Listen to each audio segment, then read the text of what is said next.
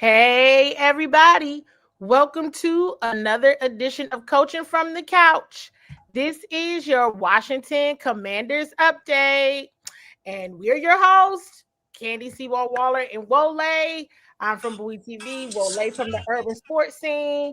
You all come on in. Come on in. Come on in, like Katie. Live television recording of the Washington Commanders update. You all, if you have not cut your cable, you can find Bowie TV on Comcast in Prince George's County, Maryland, Comcast channels 190 and 1097. We're across all platforms. You can find Urban Sports Scene across all platforms. I'm tongue-tied. We were trying to, Wole was educating me on some things on technology before this.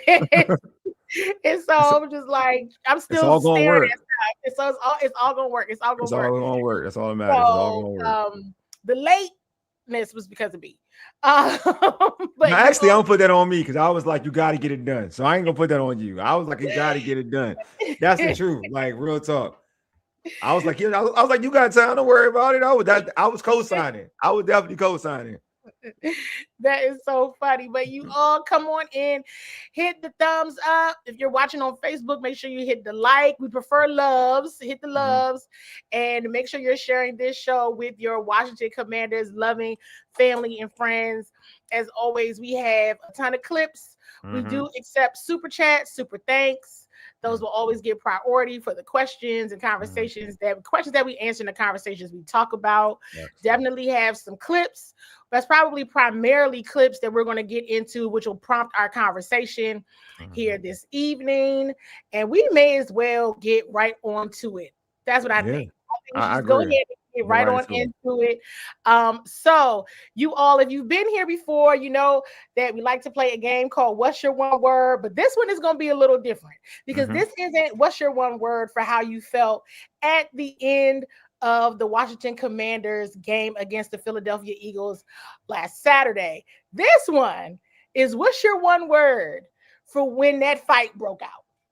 What was your one word when they started fighting and after it was over? I really want to know the one word. Oh, I was like, lost. And not like lost and they lost the fight or anything. The team just looks lost. that was my thought process. Look, I think that, and you all drop your one word for the fight, the brawl. I don't think I had a one word per se, because I was saying a lot in the moment. I think I'm probably one of the rare individuals in any stakeholder group that feels completely different about the fight. Completely different. No, I get why one would. I mean, the old me would if the team wasn't so bad, I wouldn't have an issue with it. I have a completely different way of thinking about it. I was literally like, well, they say they fight for one another. That's real. Okay. And I would always say when people are like, it's a bunch of nice guys, I'd be like, but. I got one word too. I got another one word. Okay. Someone tweeted me a one word. It's hilarious. It's like all together though. It says Eagle fans are the worst humans on the planet. You made it like it was one word. They just put it together. He just put it together. He made a run-on sentence, one word. Okay, exactly. That is creative. I love it. I love that. Shout out to you, Mark, man, from Hogs Haven. Shout out to you, Mark. That's hilarious. Shout out to you, Mark. And so I had a completely different take on it. It was so unfortunate. And sometimes I make jokes that I shouldn't make. Like, well, hey, if you lose a football game, just start a fight because at least you'll win that. So it was, but no, you're not supposed to fight. You're absolutely not supposed to fight. But what I thought to myself was, if they could, have even close to what they had, last season, or was just winning, right? This could certainly be a team that nobody would want to play in Northwest Stadium. Like that's where my mind went. And I literally said, for me, it was more of a wow, right? Yeah.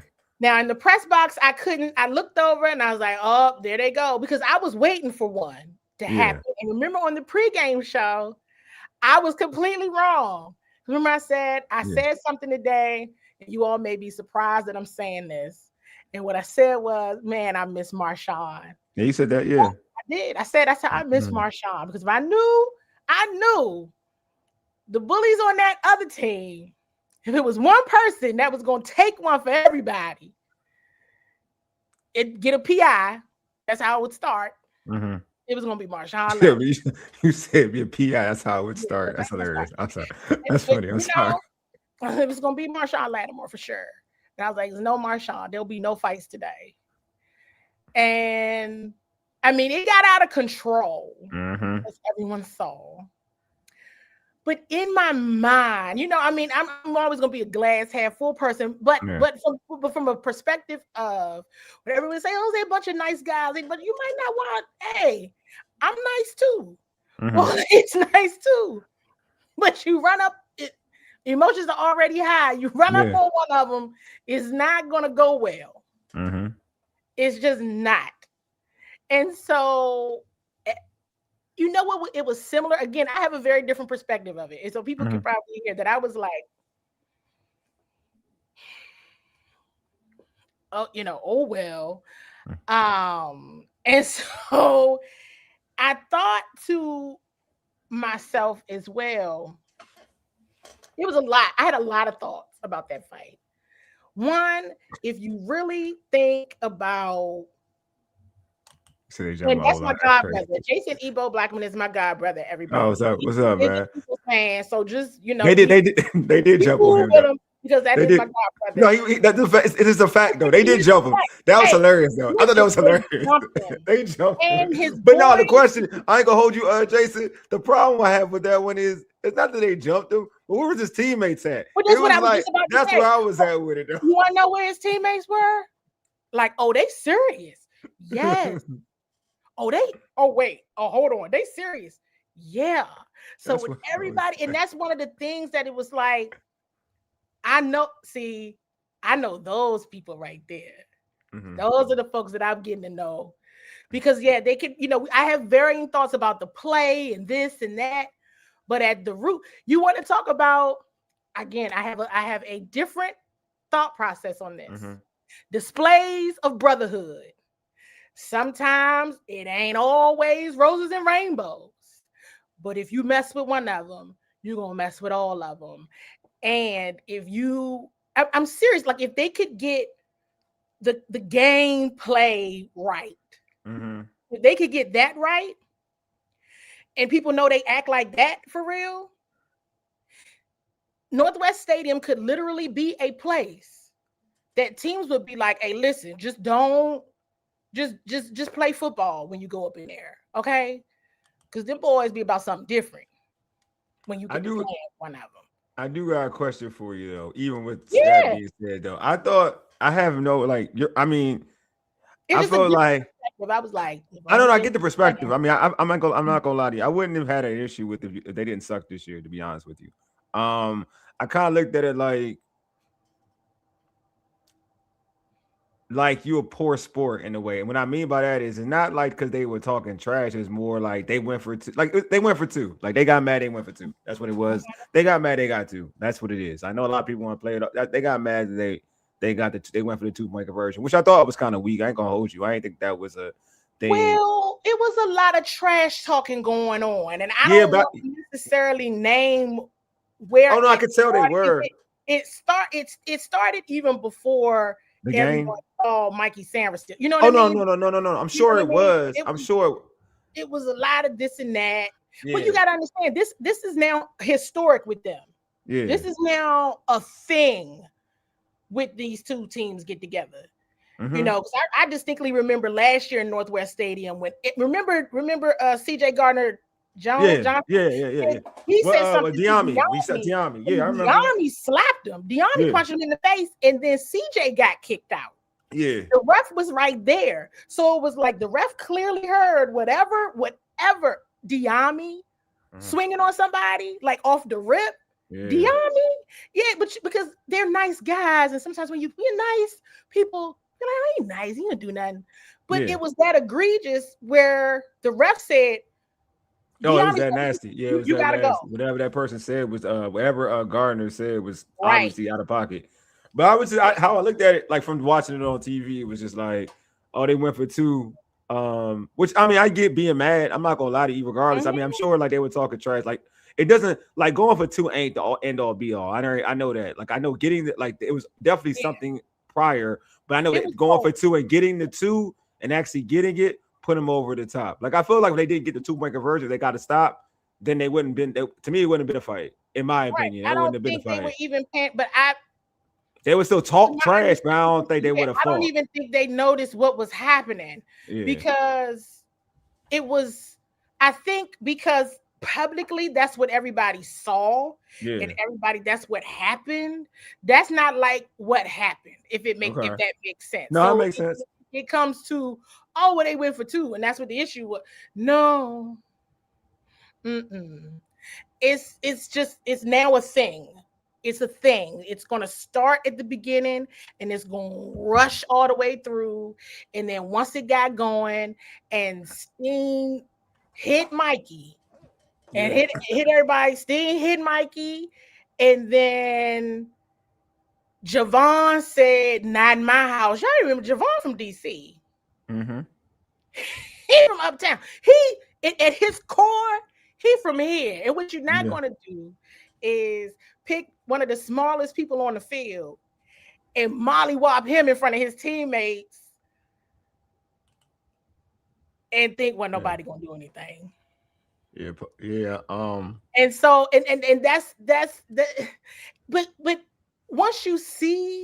you really go back and look, I've watched that fight several times to all different types of music and songs and all kinds of stuff. And I'm like, the internet is a wild place. Oh, man, it's amazing. It's amazing. And in that regard, it was amazing. And then watching on the TV version, it was people involved in the ruckus that I'm like, now that must have really been bad down there on the field, because you coming up out of there, you in the thick of it. I ain't gonna say nobody's names, and I'm not a snitch. So if they nobody say nothing, then I'm not gonna say anything. But it was way more than Quan and Javon in there, and it was some ruckus going on, and they just literally, you mess with one, you mess with all. And I know this is probably not going to be, something that people are happy about in terms of the displays of brotherhood, but that was one. And it's only so much, even when you lose it. But again, I'm gonna go back to the point of, hey, look, imagine if they were like, because I think also, like, they would be like that, even if they wouldn't.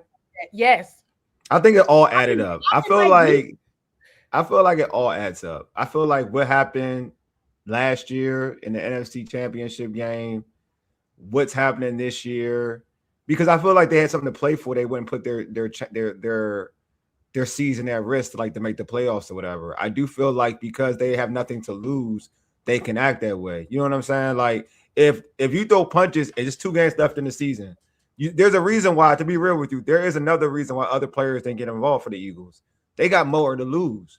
They throwing punches. They got more to lose, but there was one person that was willing to risk it all. No, I'm sure it is, but because I think they're like, nothing has come down. Yeah. So I not think yet. Not yet. Nobody, the word on the street is nothing gonna happen. Yeah, exactly. But I'm saying, like, Washington was in the playoff. Like, my point is, Washington's in the playoff race. You need Mikey Sanders still. You need those dudes. I don't know those dudes act that thoroughly if they're in a chase for a playoff. He got punched in the face 2 times. Yeah. So he had to respond. He had to respond. No, he gotta respond. No, I know Mikey gotta respond. But like the other players, because like anything, like just like you watching basketball, whatever. When you're in a race, there's more inclined. Like if you got more to lose in a situation, if you got more to lose, you're inclined, especially as a team goal, you're more inclined to sit back and be like, all right, let me get out of this mess. If you don't got nothing to lose, you're not going anywhere. you're more inclined to say, man, I'm about this life. Like I don't look, I get 0 Fs right now. Like I got 0 Fs. Yeah. So I'm a go in. Like I'm gonna go in. Yeah, You know I what I think mean? once Mikey got hit them 2 times. He got but they all mob dude. They got him. They mob dude though. But I think it's an indication of like when they mobbed him, no one showed up. There's two things that could be because of that. One, like they don't fool with dude, which is it's a possibility. I believe that that's more of the side I believe that folks don't fool with him. And secondly, you're not gonna have a player that's important to the like. You're not gonna have say AJ Brown put himself out there easy for everybody to see having dudes back. Why? Because y'all gonna need me in the postseason. Y'all gonna need me for the next 2 games. We're trying to move up in seeding. You know what I mean? While Washington, they really don't got nothing to lose, man. Like they can pick a fight whoever. I was shocked that.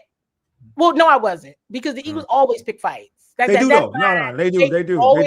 What I was surprised was that their players threw the first punches. That's where I got shocked. It's like he was the offense. He was the backup offensive lineman, right? That's taking somebody's spot. Steen, right?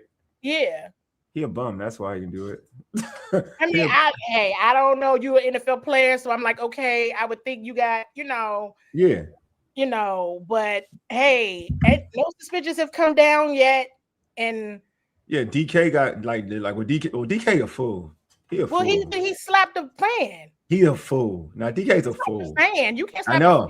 You can't slap. I mean, dude, you important. Your team needs you for. Your team like your team isn't basically can clinch with a win. You are important to what they trying to do, and you gonna punch. Man, that's what I'm talking about. Like that's just being dumb. That's just like they made. Well, no, they're still in the playoff hunt, ain't they? They gotta win to. All right, so they're easier. If they lose both games, they may not make it. They might be out. Right, and so that's why I want that to be clear as well. Yeah. Let's be clear now. Saquon jumped up in there. It was a couple people that jumped up. It was. Yeah. I don't want to say too many names because. Got you. No, I got you. I know everybody that was in it because I do, you know what I'm saying? And everybody's gonna sit there and look crazy, like, well, I don't know. You was over there, you was over there. It felt like school almost. You everything that happened. You just go act like you should be quiet. Well, nobody like a snitch. No one like a snitch. But it was the TV catches what it wants. Yeah. League, makes decisions based on how it feels is important. Mm-hmm. Hard Knocks will be good this week.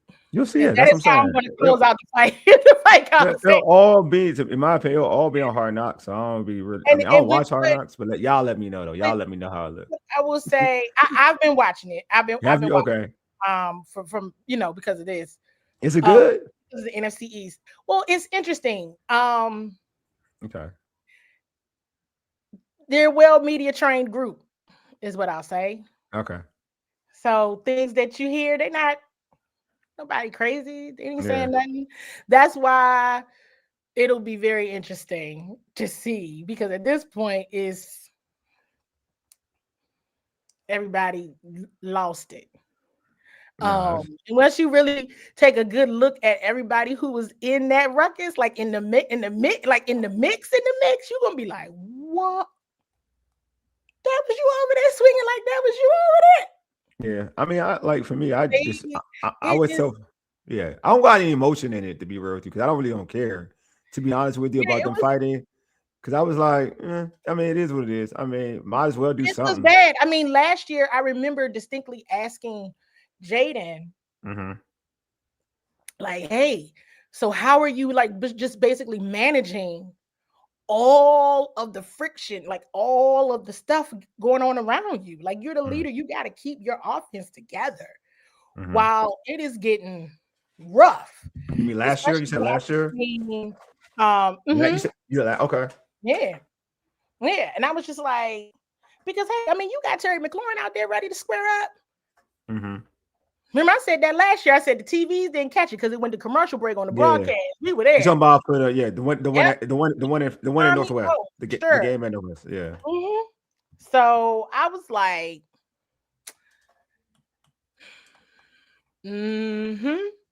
So we shall see. We'll see what happens, man. We'll see what happens. That's why that's where I'm at. I will see what happens with I mean, look.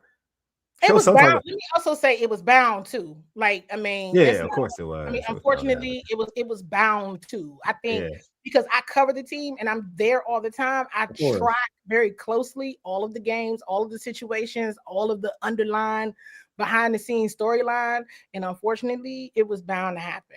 And we'll get to my question to Dan Quinn. I saw. Where I'm like, hey man, like you gonna call Coach Sirianni? I ain't gonna lie to you. I feel like he's ready for that. I think I ain't gonna lie to you. I feel like Coach Quinn is he ready for that smoke. I was like, like this, hey, he's part of that. He'd be like, just. I heard his answers. I was like, bro, you. I know when somebody's like, I know when somebody in the back, but I know how folks answer questions, and I'm back on mine. I'm like. Nah, like when he asked about, I have that clip for sure. I know you do. So, I know you do. Go ahead. I have that clip for sure because I'm like, no, are you gonna call him? No, I heard everything, and I was like, nah. He after the game, I'm sure he was in the locker room like we gonna get them dudes. I mean, nobody wants to fight. Like you shouldn't fight. Like I'm not. I do not condone violence. I do not think that was the. Look, you don't got to, but I will. He wanted to. He wanted to want to get effed up. I'm sorry. I can tell. I was watching this presser. I was like, nah, dude. I know what your mouth is saying, but I know what you're really saying, though. I know what you're saying. I'm sorry. I'm good now. Through my media, do my content and having to do this for the show. Exactly. Anytime like, let me at least. Based on my knowledge of the situation, I'm just gonna ask a question. Are y'all gonna call? No, I like your question because your question was out of the box. It was like not like it was a good question. It was a question where I don't think anybody was going to ask. And that was a good one. Like, because you guys got to play at the end of the season. Are you guys going to like kind of, I like this. Listen, any people that you told them arrive violently, finish violently. Here we are. They're not going to win the football game, so. You can't let Mikey or anybody. And just all I'm gonna say is this. Yeah, Paul. And I really gotta move on because we got so much stuff to go through as always. But it's kind of fun conversation, so it's all right. But could you imagine? I've been saying this for the longest time. Whatever anybody does, don't mess with Jaden Daniels. Could you imagine? They went like that with Mikey, like how they are with one another. Yeah. No, you asked the wrong question. You asked the wrong question, Ken. You asking the wrong question. Could you imagine if Dan got his hands on Nick Sirianni? Like, man, damn, man. I'm asking I don't think you want to talk to him on the phone. My knowledge of the situation. I'm like, well, what are we supposed to do the same thing in the media room too? You're just gonna talk. Everybody's supposed to do this? Like, what is happening?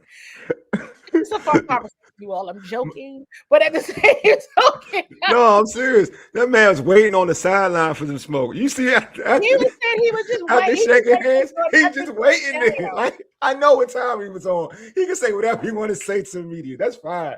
Like, when you asked him that question, I was like, he was like, he can handle his own team. I was like, yeah, I know what time you on, Dan. I know what time you're on. You got the PC. No one likes fighting. Yeah, Dan. I know what you're going. I know what time you're on. You got to say that. I understand. Dan. I thought that was so funny.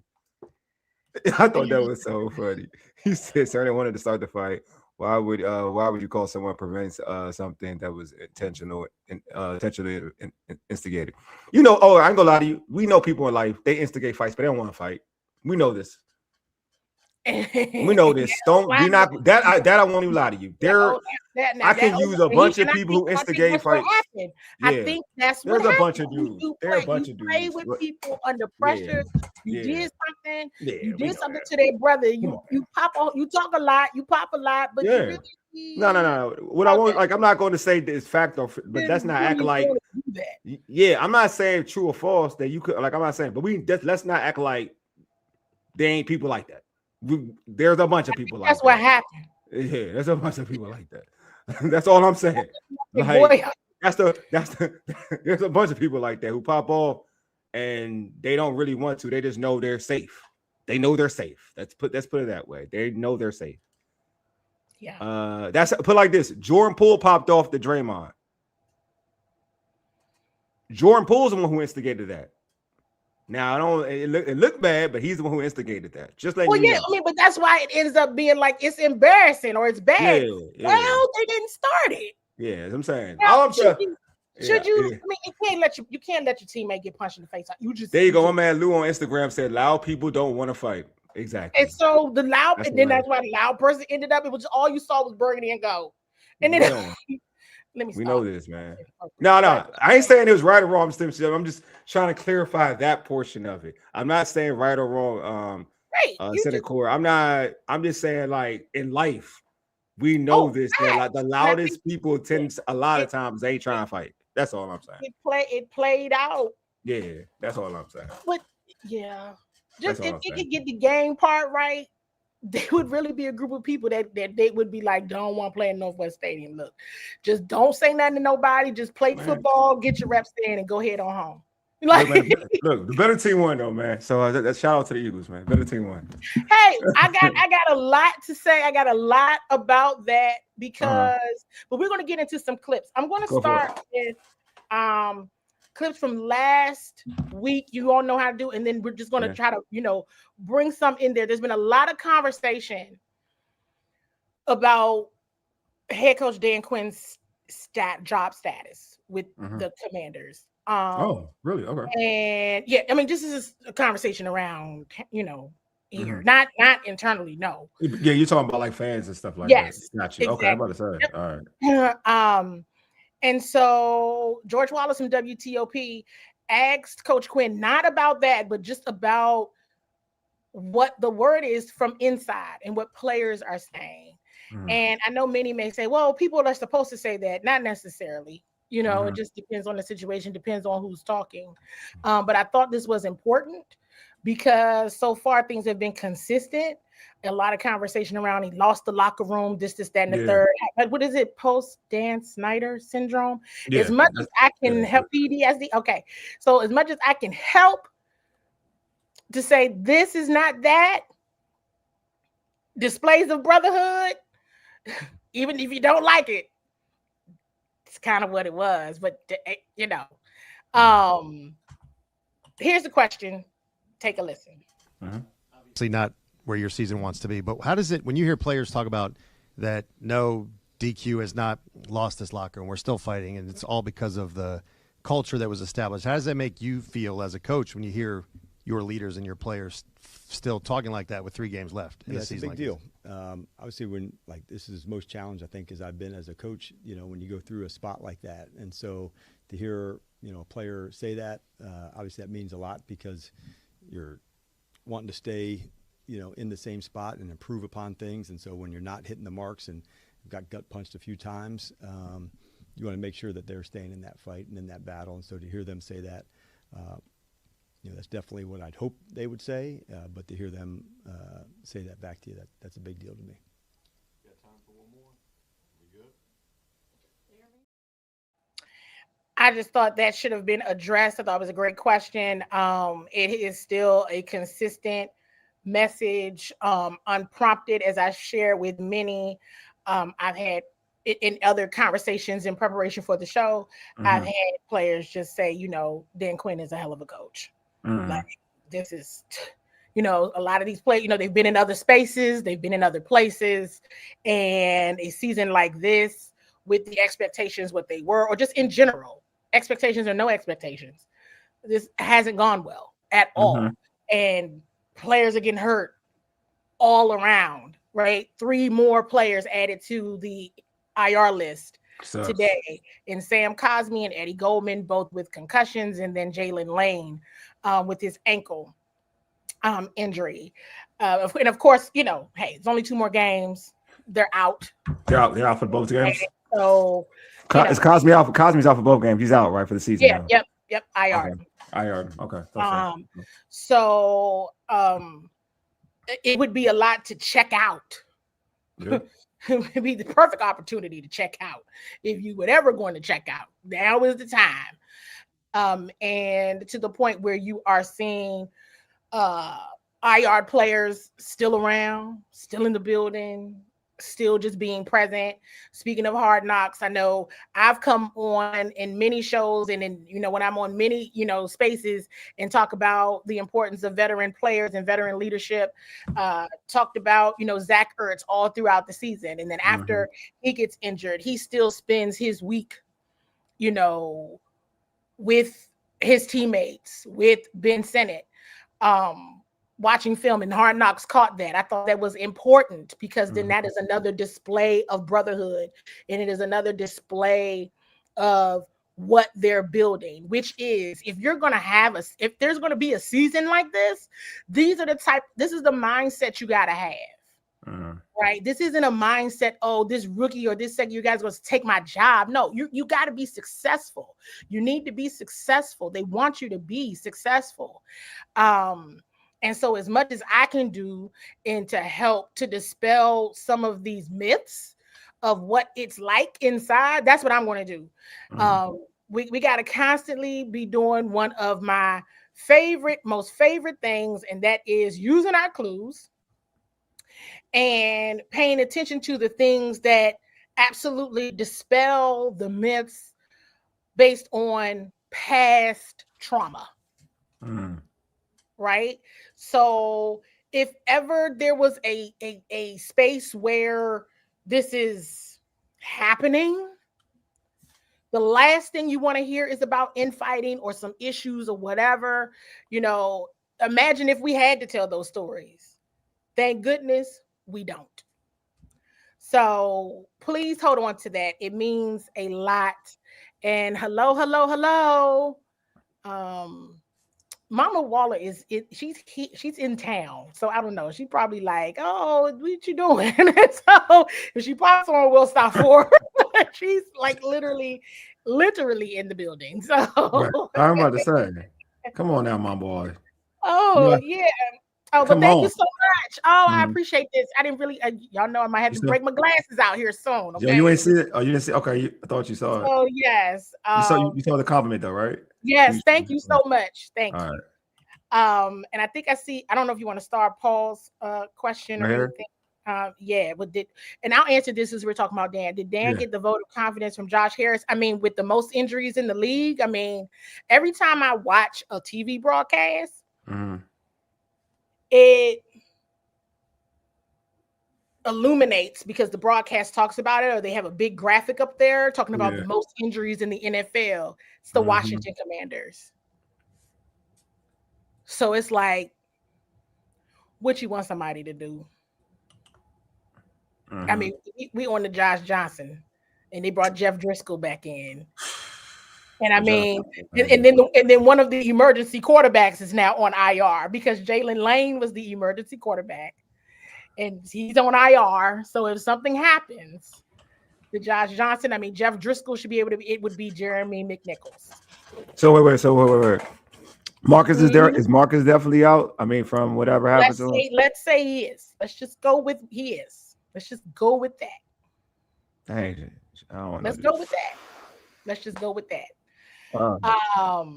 Commander Nation said, could you see us pursuing someone like Al Harris for defensive coordinator role because of his ties with DQ in Dallas?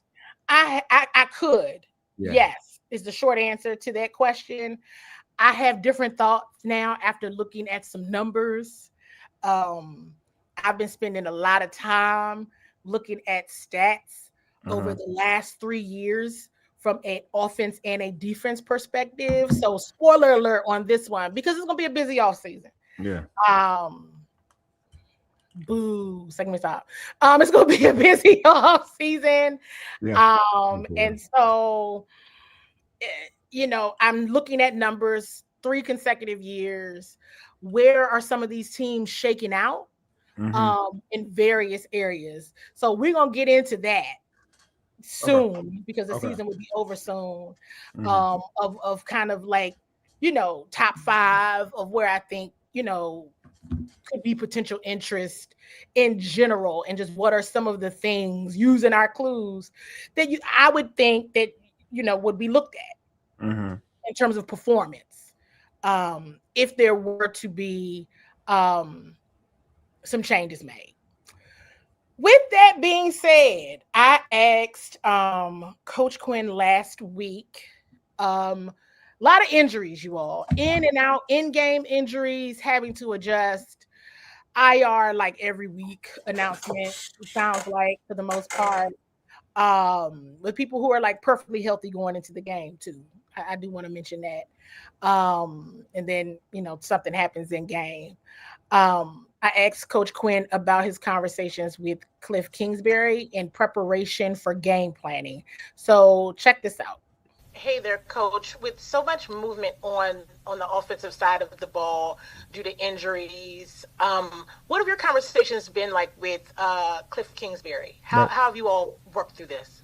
Yeah, we early in the week, that's when we discuss, okay, what would the plan look like? Who would be in? These are the available receivers or tight ends. And so we start from there, Candi, of trying to be like, what would that initial 48 look like? Okay. And then once you have that plan, it's kind of easier to begin of what and who and how to game plan. And so that was, for instance, this week having some guys back and then also having Zach out. And so how does that balance into it? So if you can start at the beginning of the week, then you can adjust to say, this is who will feature, this is how we'll go. In the training camp, it's pretty vanilla, where you're at. And then once the season begins, how we put people in different spots. So we start at the beginning of the week, and then we work from there. And then it's been good to have some other guys work in that hadn't been a part of it. And, guys like Burks, who's, okay, there's something here that we want to continue to develop. And we still dig in on guys like that, too. Thank you. You're welcome. All right. Who's ready to use your clues? See, and now I didn't even, sometimes you end up with information that you didn't even think you would get. Mm-hmm. Okay. And when Coach Quinn brought up Traylon, so I was just like, wasn't expecting you to name anybody, but thank you. Glad that you did. And you're right. Think you need to see what's there. Yeah. Keep that name and use your clue. This. Hey, he just told you something. It matters. It matters. And then that's why another reason why I knew, okay, you're going to see more of Traylon this week. Like, I mean, obviously because Noah was out, but I'm just saying, right? But to have it mentioned out loud is important. So go ahead and put in the chat what you've seen from Traylon Burks so far. Is this somebody you would want to bring back? Want to just, hey, Coach Quinn said you want to see what's there. You all know I have been talking about him since he got here in October. I think I posted one day that I watched him his entire first day at practice. And I kind of left it open-ended like that. And everybody was like, what do you mean? What do you mean? What do you mean? And I was like, look, I'm just watching. Use your clues. I'm watching for a very good reason because I've seen something and I'm like, whoa, this guy. Okay. All right. Adam might have found him one. So yeah, I think you found him one. I definitely think that's a good one. That's a good one. Burks was really a good one. I like because it was a low risk, high reward type of individual. You're talking about a former first round pick, and he's showing a lot of ability. That's why I was so pissed off that with Noah Brown when he came back and we didn't see the same type of him getting those type of targets or reps. So I'm glad now. I mean, not glad, but I'm happy he's getting the opportunity to kind of showcase it because it's important. All these dudes are getting evaluated, so it's very important. Everybody. That's why I'm like, everybody like, see all the young guys, see this, that, and the third. Okay, let me help. Let me help everybody to understand everything that needs to be watched. Traylon Burks is one. Got a couple others that's going to come up because whether you like it or not, like you just said, everybody's being evaluated. Yeah. And I do mean everyone.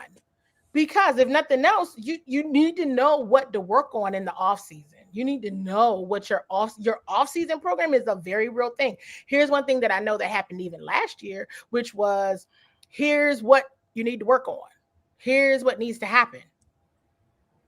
I mean, we know that those things didn't materialize in the season, right? But I'm just saying, there's a program. You can't just fall off because all of this really does matter.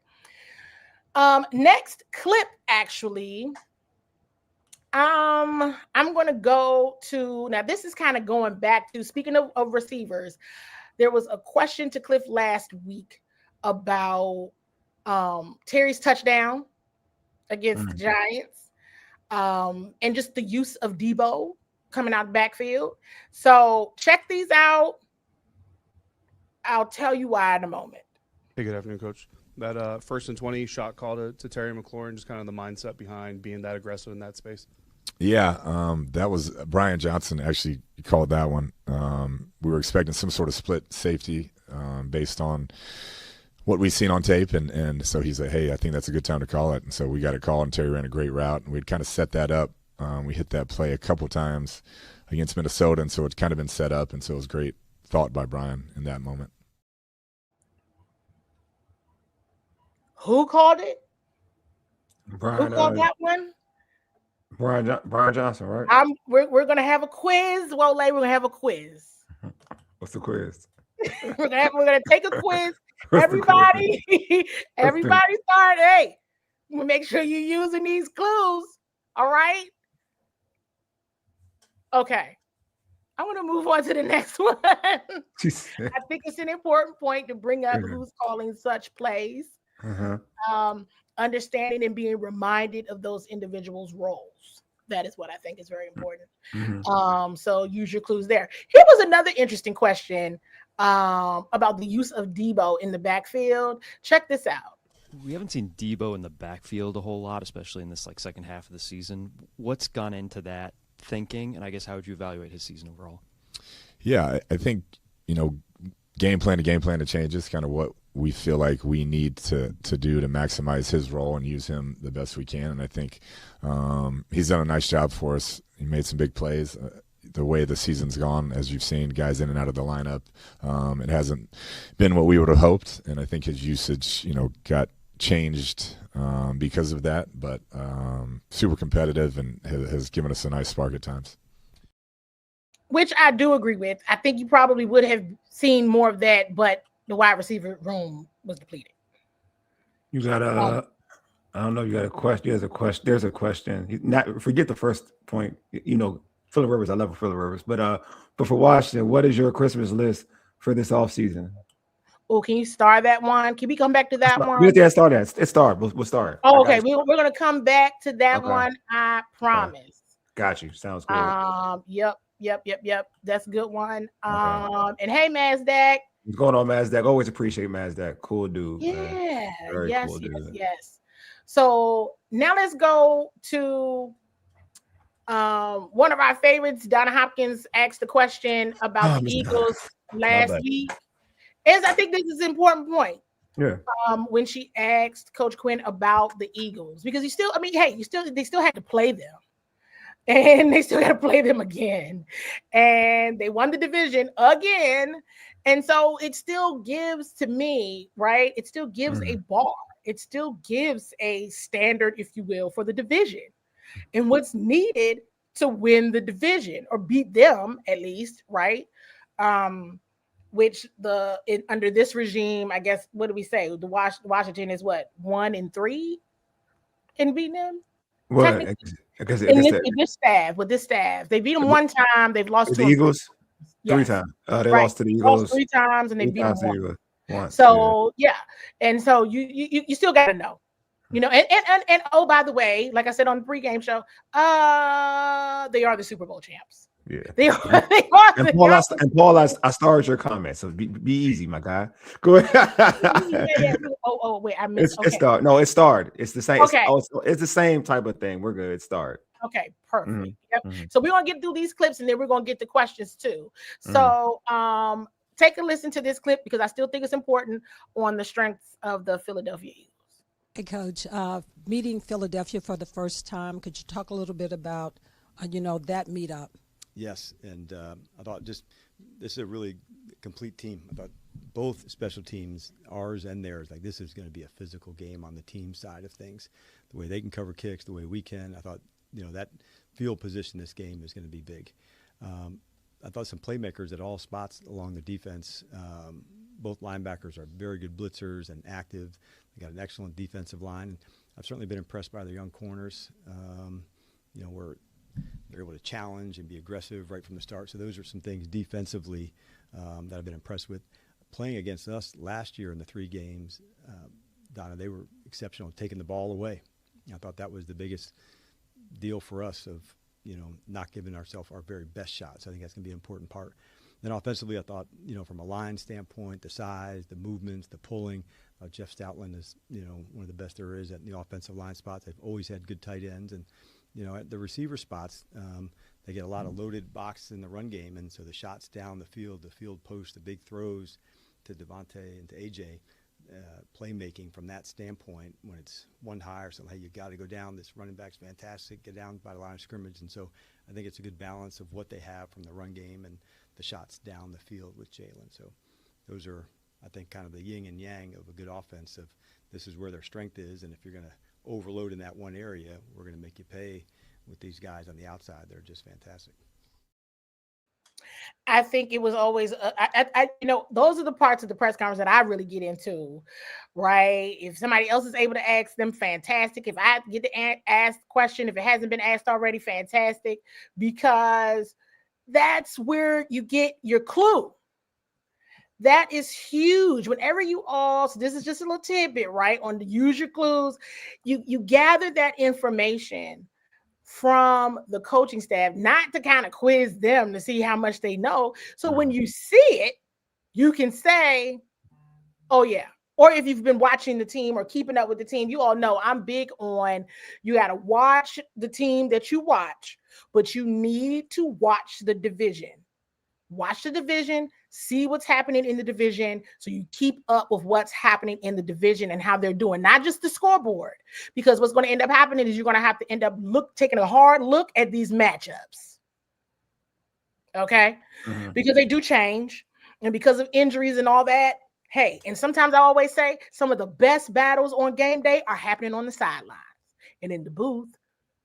That's when I'm talking coaching from that point. But player execution, you got to keep up with what's happening in the division. And then the bonus is just keeping up with what the regular season opponents are doing, because beating them is what gets people into the playoffs. Mm-hmm. So I always really enjoy kind of like, fun fact about me, if I don't get a chance to ask the question because it's already been asked or something else going on, that is part of the press conference that I enjoy, when the coach, whether it's a coordinator or the head coach, is able to share about the opposing team.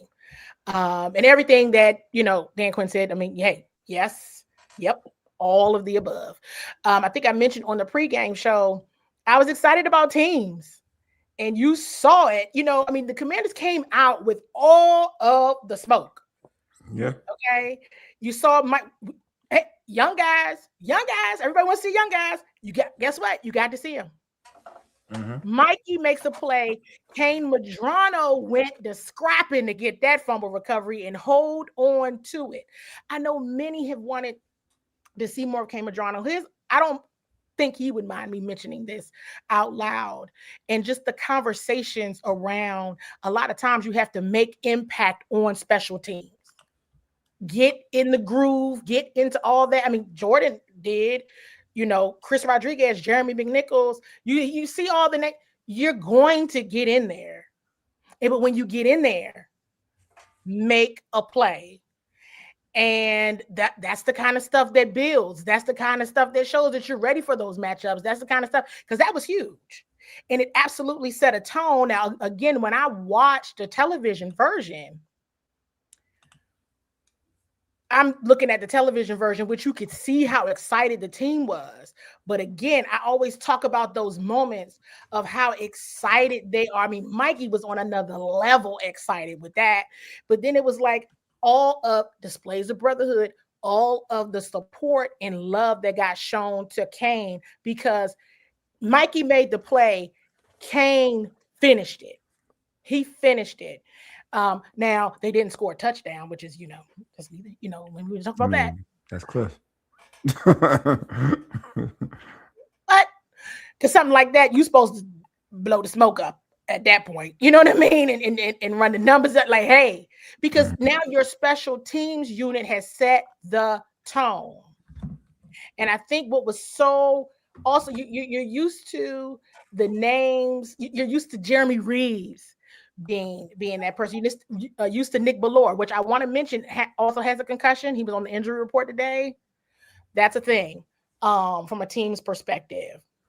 So just keep those things in mind. I see a comment here about Mikey. Yeah. And it's something that Mikey, it seemed like that swag came back once he went back outside, didn't it? Kind of, yeah, it did. That swag came right on back once he went back outside. He looks a little more confident. Oh, it's amazing when you get somebody in their comfort level. But hey, folks on the at all platforms, make sure you like this video. If you're on any of these channels, subscribe, hit that red subscribe button. When you like it, it does well for the algorithm for Commanders content. So Bowie TV, Urban Sports Scene, whatever you're on right now, hit that like and subscribe button. Also, like Candi said earlier, we accept super chats. Super chats help us support the shows. As she said earlier, each super chat is prioritized over any comment. So it don't matter, it don't matter where you put it at. Like, it don't matter if it's late or early. If you guys super chat, you before somebody. So that's already known. All right. Yep. That was it. Just gave my little commercial spill. That's it. Yes, perfect commercial break. Let's get into another player that I asked about, and I'm like, okay, everybody, young guys. Technically, this is a young guy, but did you watch him? How do you think that he did? Drake Jackson. And I had such a good time talking to Drake because this was like nearing 2 years of him not playing in a game. The Washington Commanders scooped him up mid-season, injured. He was on IR. He's worked his way back, and he played on Saturday. So here's my question to Coach Quinn about Drake Jackson. Definitely drop in the chat. If you saw him, I always laugh because I would be like, what is, because I can sometimes, I'm serious all the time, but I just can't help but sometimes lead with humor. And I'm like, you talking about Jonathan? He's like, what, Jonathan Allen? What? Oh, Drake. Yeah, because he's number 93. This is like an inside joke. Now I'm telling you all because now you're kind of like on that inside joke, but he's number 93. So I'm like, oh, you mean like Jonathan Allen? It's really Drake Jackson though, y'all.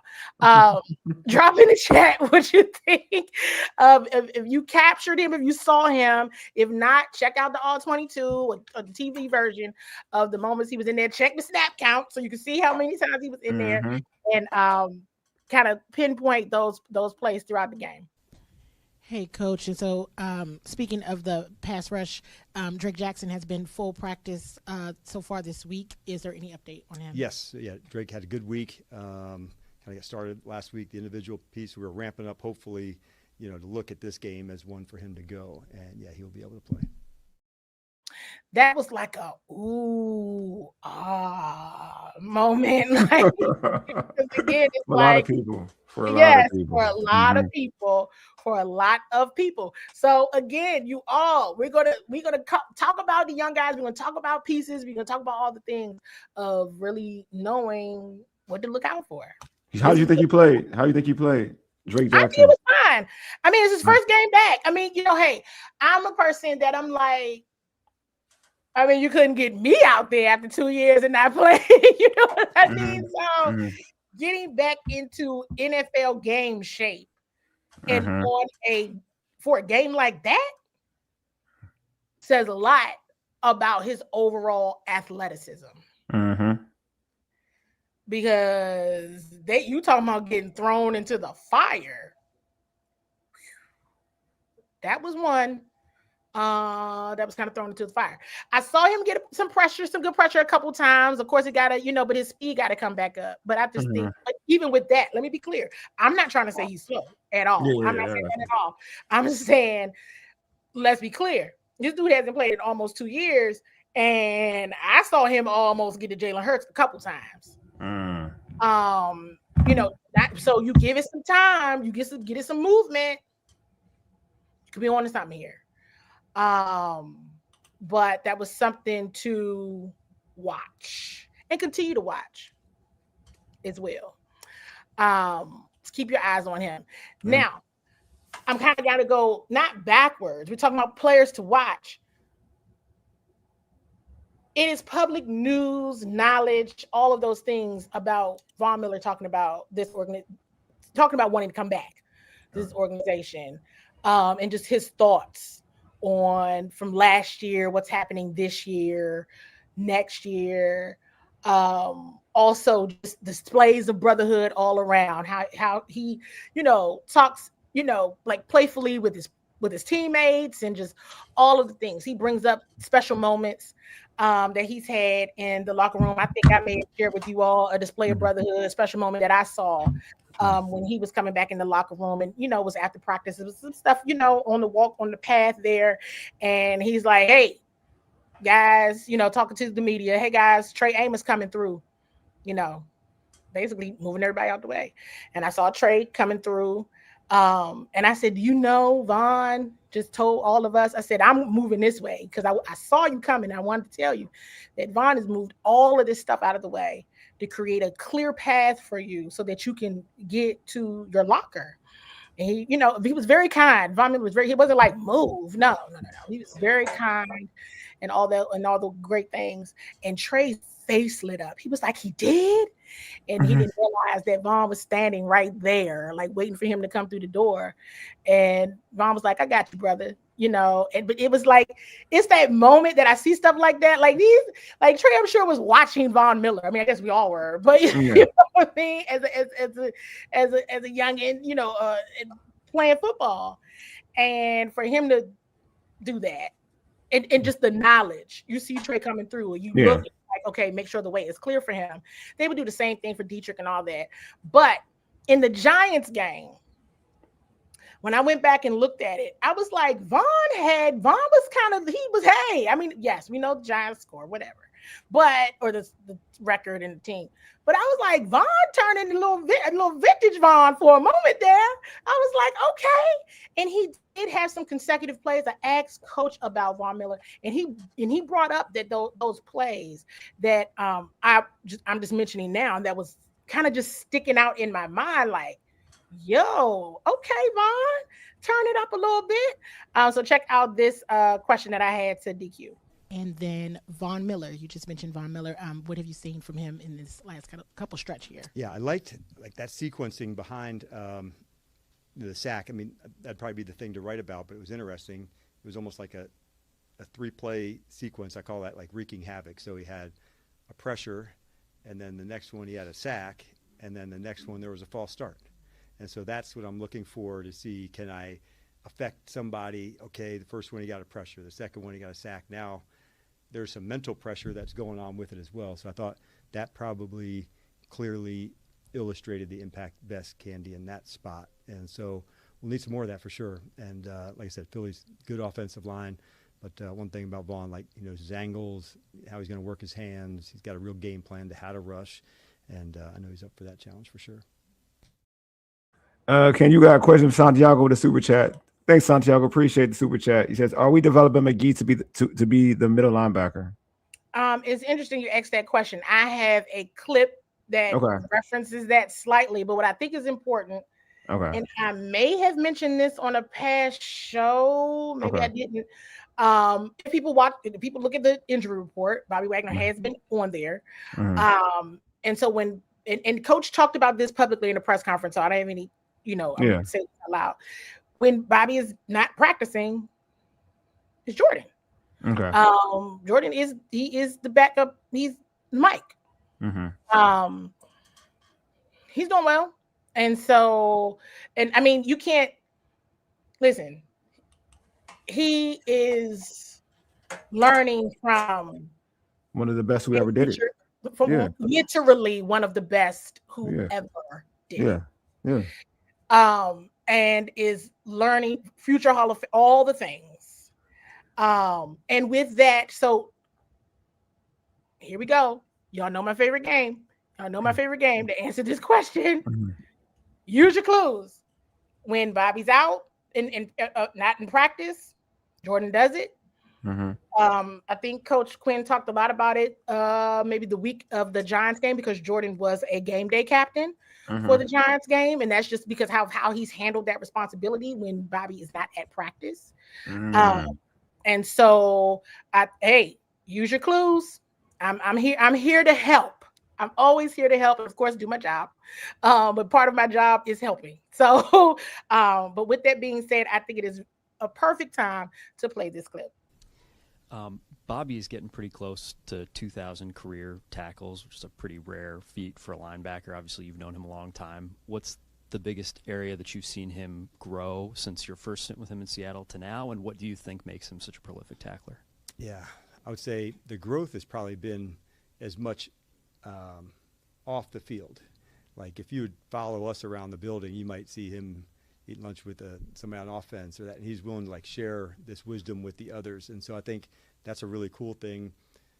Like the development of Jordan and Kane and Ale, it has a lot to do with him because of standards and approach and ways to go. And so like constantly trying to level up, you can imagine how like that just multiplies others. And but the tackling part alone, he's got great like spatial awareness and what I would call like tracking. And so when the runner's going outside to a different direction, oftentimes you'll see somebody take an angle that, you know, is too deep and the runner could cut him back. But his ability to track to a side, stay down, stay low, he's got great length. Like you've always felt that in his tackling, but it's so secure in that. Like he brings his feet. But it is definitely the most elite part of his game, and like he's the 1%er as a tackler, and yeah, it's remarkable to see. Remarkable individual as well. And so I think it was important and well timed to understand the greatness that is in that building.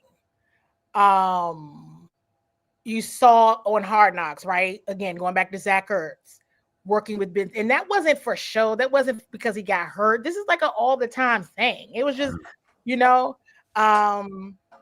dating back to last year in the Atlanta Falcons game when Jaden Daniels was exhausted and the world got to see Marcus being the one that, you know, told him, hey, you know, catch your breath, get up, you know, use your God-given abilities to win this football game.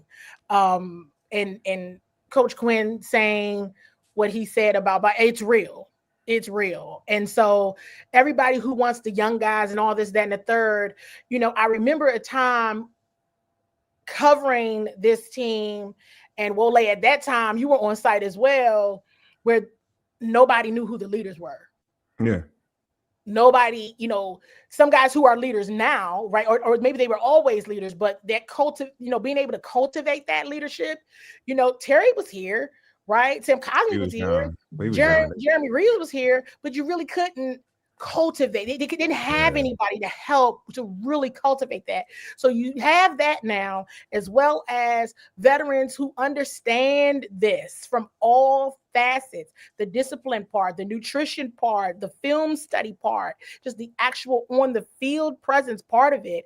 And you heard who Coach named: Jordan, Kane, Ale. You starting to see differences in how those players are playing, largely because of Bobby Wagner.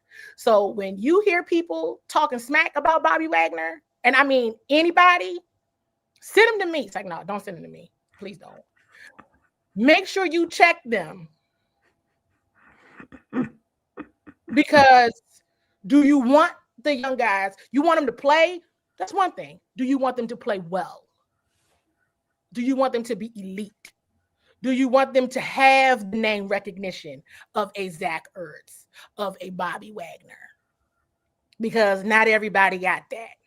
Matter of fact, most don't. So I'm going to be hard-nosed on how people talk, you know, because interestingly enough, Bobby Wagner had an extraordinary game on Saturday. And in a team that notoriously misses tackles, I just am amazed. And most of the time, it was because of some missed tackles that he had to go in there and tackle somebody. Oh, he can tackle. I mean, I don't think anybody doubts that Bobby can tackle. I feel like he can dissect. He can dissect. He can dissect the run play. Yes. In the box. No one I don't think anybody doubts what he does in the box. I don't think that's where they had issues with. I guess the thing, I don't have an issue with Bobby. Everyone knows I like Bobby. I wanted Bobby like 2 years ago, so I mean, it is what it is for me. I've always wanted Bobby Wagner in Washington, so let everybody know how I am with Bobby. I think people, it's just when you see somebody for years play in this league and play at a high level, and and you're not getting, you're still getting him you're not getting him in a Bobby. I think you're not getting him in a Bobby Wagner level. That's what it is. Like you're getting him at a good level. At it right, like if you're still top 5 in tackles, and that's what you do, then it's like okay. Well, tackles, like the thing about this is the thing. Bobby Wagner, the Bobby Wagner that everybody knows. This is the thing. Like the Bobby Wagner that everybody knows, everybody remembers, is the Bobby Wagner who just was always a tackler, but also can cover. Like he was always good in space. Like that was Bobby. That was Bobby in Seattle. Even Bobby with LA with the Rams. Like Bobby has always been a guy who's been a multifaceted linebacker. He's not just a tackling linebacker. Like there's linebackers in the league who just tackle, who can't cover. But Bobby wasn't that. Bobby was the all-around linebacker. He's how people look at Fred Warner. Fred Warner Fred Warner can check whoever and get all the tackles. You know what I mean? Ray Lewis back. Like Bobby was he wasn't Ray, but he was close. I mean, he'll finish third. Yeah, been tackles. I'm saying or one. Depending on how long he plays, let's keep that a buck. Yeah, if he can play, people can listen. I think sometimes we all may look and reference athletes, world-class pro-level athletes, like we reference ourselves. Yeah. So therefore we project. So we project about the things we could do at 30, 31, 32, 34, 35. And it's like that's us projecting what our bodies could do and what we could do. We're not these pro people. We're not there. We're not even close. They ain't got a completely different regimen, completely different lifestyle, all of the things. So when you take all those things considered of what they're able to do, and I think I saw a comment that mentioned, demonstrating they're ready, not just because they're young, because then what would be the issue, right? It's like, daggone if you do, daggone if you don't. Sit Jada for the rest of the season, play him and he get hurt. Yeah. Play somebody before they ready, wait till they're ready. And it's like, you guys, they still got time. You're acting like these young guys are going to turn 35 tomorrow. You know what I mean? I know, it just depends on where they're at. To be honest with you, to your point, it just depends on where they're at. If they're ready to take the nod. For instance, Ray Lewis had to go one way or the other. Like he had to go eventually. Yeah. And Ray Lewis's last year was still getting a lot of tackles. So I could have sworn he was like 37 to 38 or something like that. Yeah, just depending on when your time is. It happens to whatever. Fletcher was like 37 to 38. He played. Yeah. I mean, these are not stories that we've never heard before. Yeah. I mean, there's players in the league right now, active. Brandon Graham, he's older than Zach and Bobby. Like he's a rotational dude though. He's a rotational dude, though. Right? But it's like he came out of retirement. Like I know. Look, I'm a Michigan fan. I love Brandon. Why I be like, you guys. I love Brandon. I mean, there's some guys who there's a guy. Look at Phillip Rivers doing right now, man. Praise to Phillip Rivers. You know what I mean? Look what he's doing right now. Phillip Rivers came back off the couch. I love Phillip. Off the couch. With his high school team. Yeah, man. They are more motivated than ever. And his Phillip got like 80 kids. Out here scared. You're like, you can't be out here scared. Turn that energy into motivation. If you feel you a certain type of way because of your age, that's you. Nobody else is looking. Call me. I'm a motivator. I help give you a motivational speech. I help you out. It help you out a little bit. Like, who cares about your age? The only person who cares about your age is you. So, ain't nobody bring back Jason Campbell. Hey, chill out, bro. Chill out. So I like Jason. Chill out, though. We got 3 more clips, you all. 3 more clips. Ooh. I think we're doing good on time. We got 3 more. We're doing great. We're doing great on time. And last 3 of these clips are all actually mine. So these are better be. my. Are you sure? My We don't need to see. We don't need to see everybody else's clip. We got you in the building. Well, We you know good. I'm fair. You know how I bring. If it works. I mean, into the sure. You got like storyline, Lake Donna. I'm cool with it. But yeah, if everybody it else, works, I ain't gonna lie to you. I don't be caring about everybody else. I ain't gonna. if it works into the storyline, I will definitely try to address it for sure. And we got this little thing. If you guys have questions, I know that Wole is already starring some of your questions, but if you have questions, definitely drop them in the chat, and we will try to get to as many questions as we can, since we're on like the home stretch here with these clips. I asked 2 after the game. And then, one in DQ's press conference yesterday. All these days are running together. So let's go ahead and get into these clips again.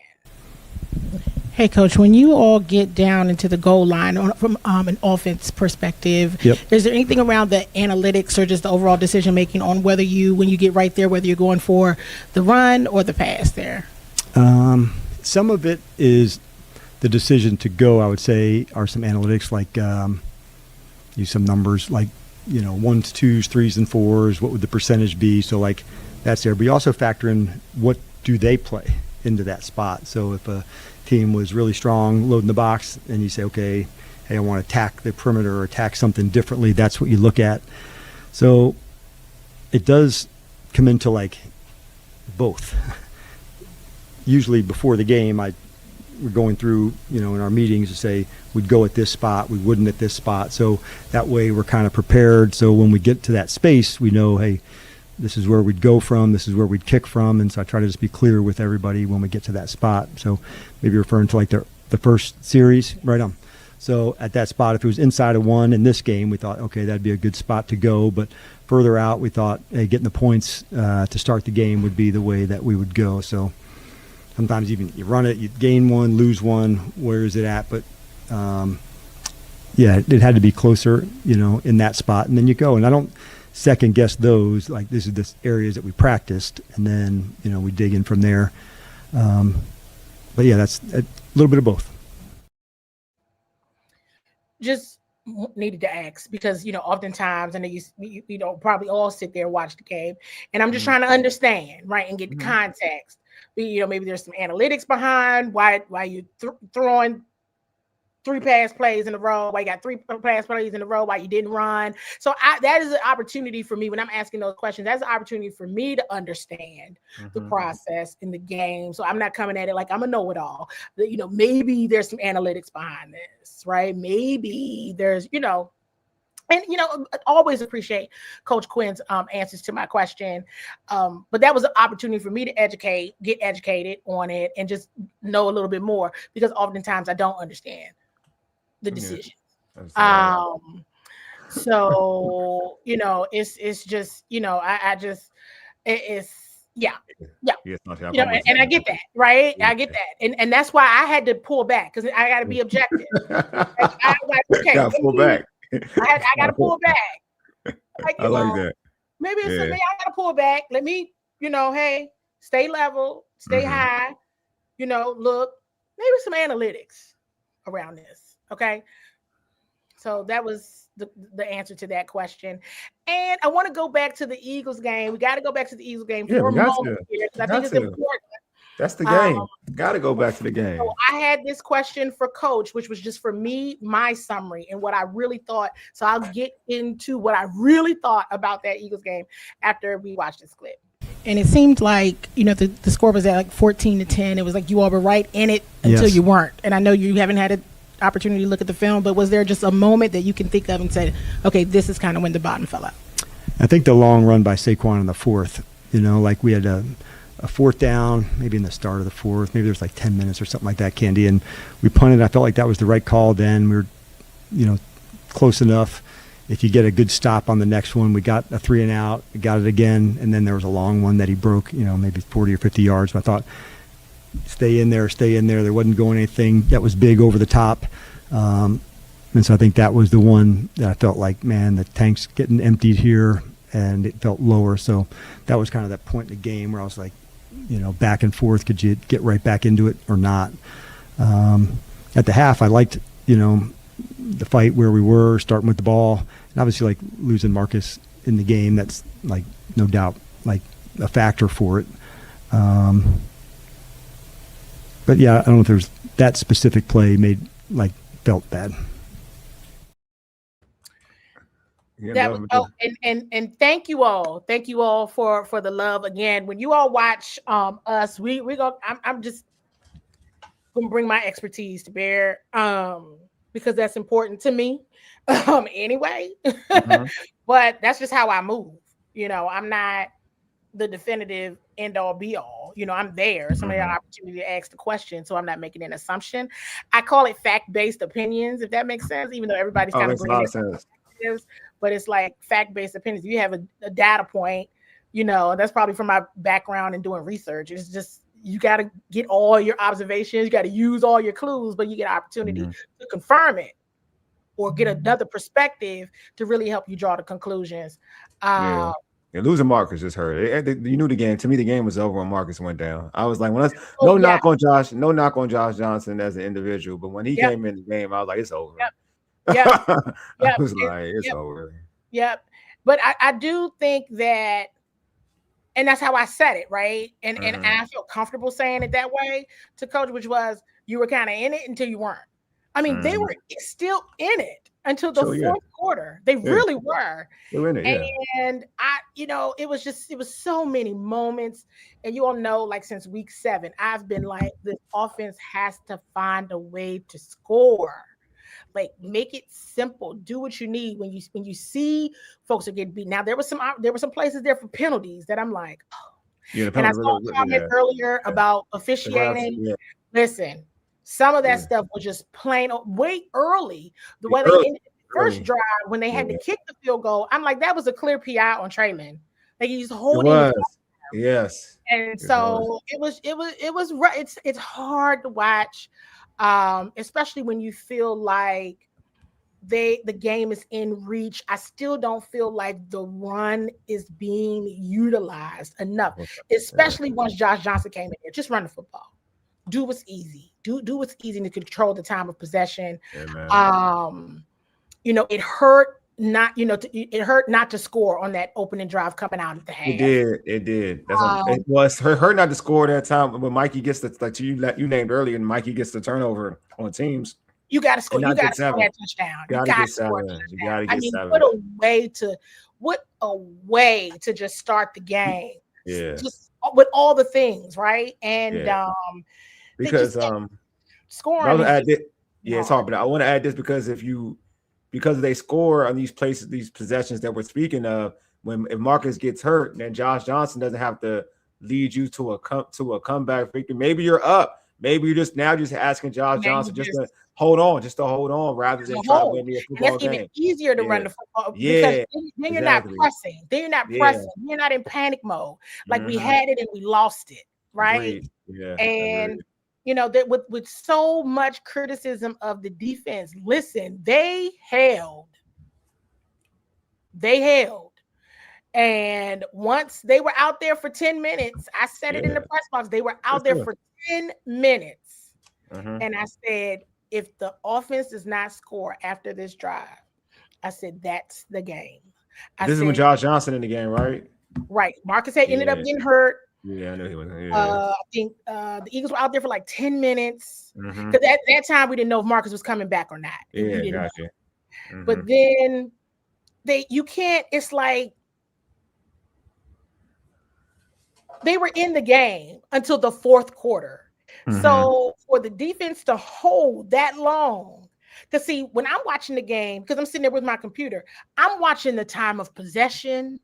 I'm going back and checking what the plays were in certain series. I'm checking all of those things. And I'm like, yo, the defense is holding on by a thread. Oh my gosh. The offense has to score. They're within reach. They are within reach. If this offense can get some touchdowns on the board, if they could just some touchdowns, it could have made it interesting. But once they gave way, that 10-minute drive for Eagles offense, that 10-minute drive, I said, that's it. I said, because that's the game right there. Marcus wasn't going back in. right? We found that, figured that out, found that out. That Marcus wasn't going back in. And I'm like, this defense, you can't ask them to do much more than what they did. Agreed. That was the third quarter, and that run, losing Marcus, absolutely. And then that Saquon run that Coach Quinn was talking about, that happened in the fourth. Yeah, so imagine it was the fourth quarter. Yeah, that was a big fourth quarter run. I thought it was already over before that, though. Well, no, I mean, no, they were still within reach. It was 14-10. It wasn't. No, because no, you're right. I just felt like I looked at who quarterback was. I was like, yeah, it's over. Once he threw that, once Marcus got hurt. Yeah. It was, but before wasn't that big run? Marcus was out of the game when he hit the big run, though, right? Right. That Marcus had gone out. Nobody knew at that point. Okay. I got you. But they stalled. You know. Yeah, they stalled. Yeah. Yeah, the Eagles, they stalled because they were like, okay, and they just kept the defense out there too long. But once that score is still there, right? Because I think it was a couple things that happened. It was a few, because at that point in time, I'm like, Jake Elliott keep missing field goals. You got a chance. You got a shot. And so they didn't. They called it offsides. Got a field goal. Right. That happened. And there were other times where, again, defense could have been getting off the field. Here comes a penalty.